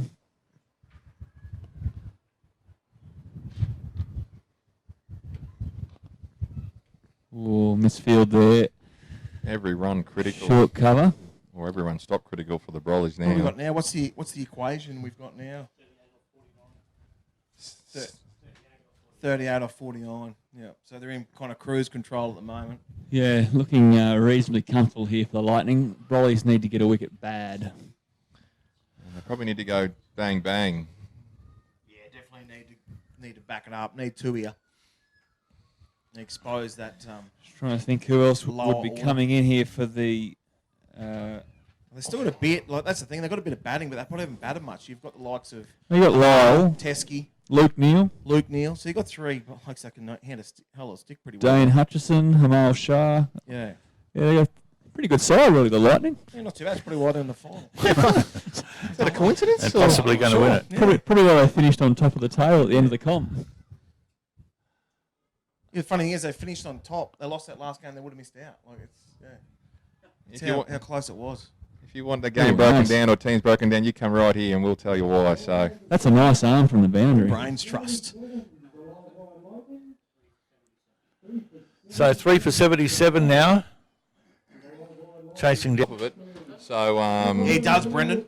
Yeah. With that Malinga action, he actually slides it through. Yeah. Slides underneath the ball, yeah. Because they really put the brakes on them. So the brains trust down here. Kent Remus all decked out. Tony Anderson. I think done a great effort, great job this year. Sam Neal had a big day out too. He got about 30 runs and bowled pretty well.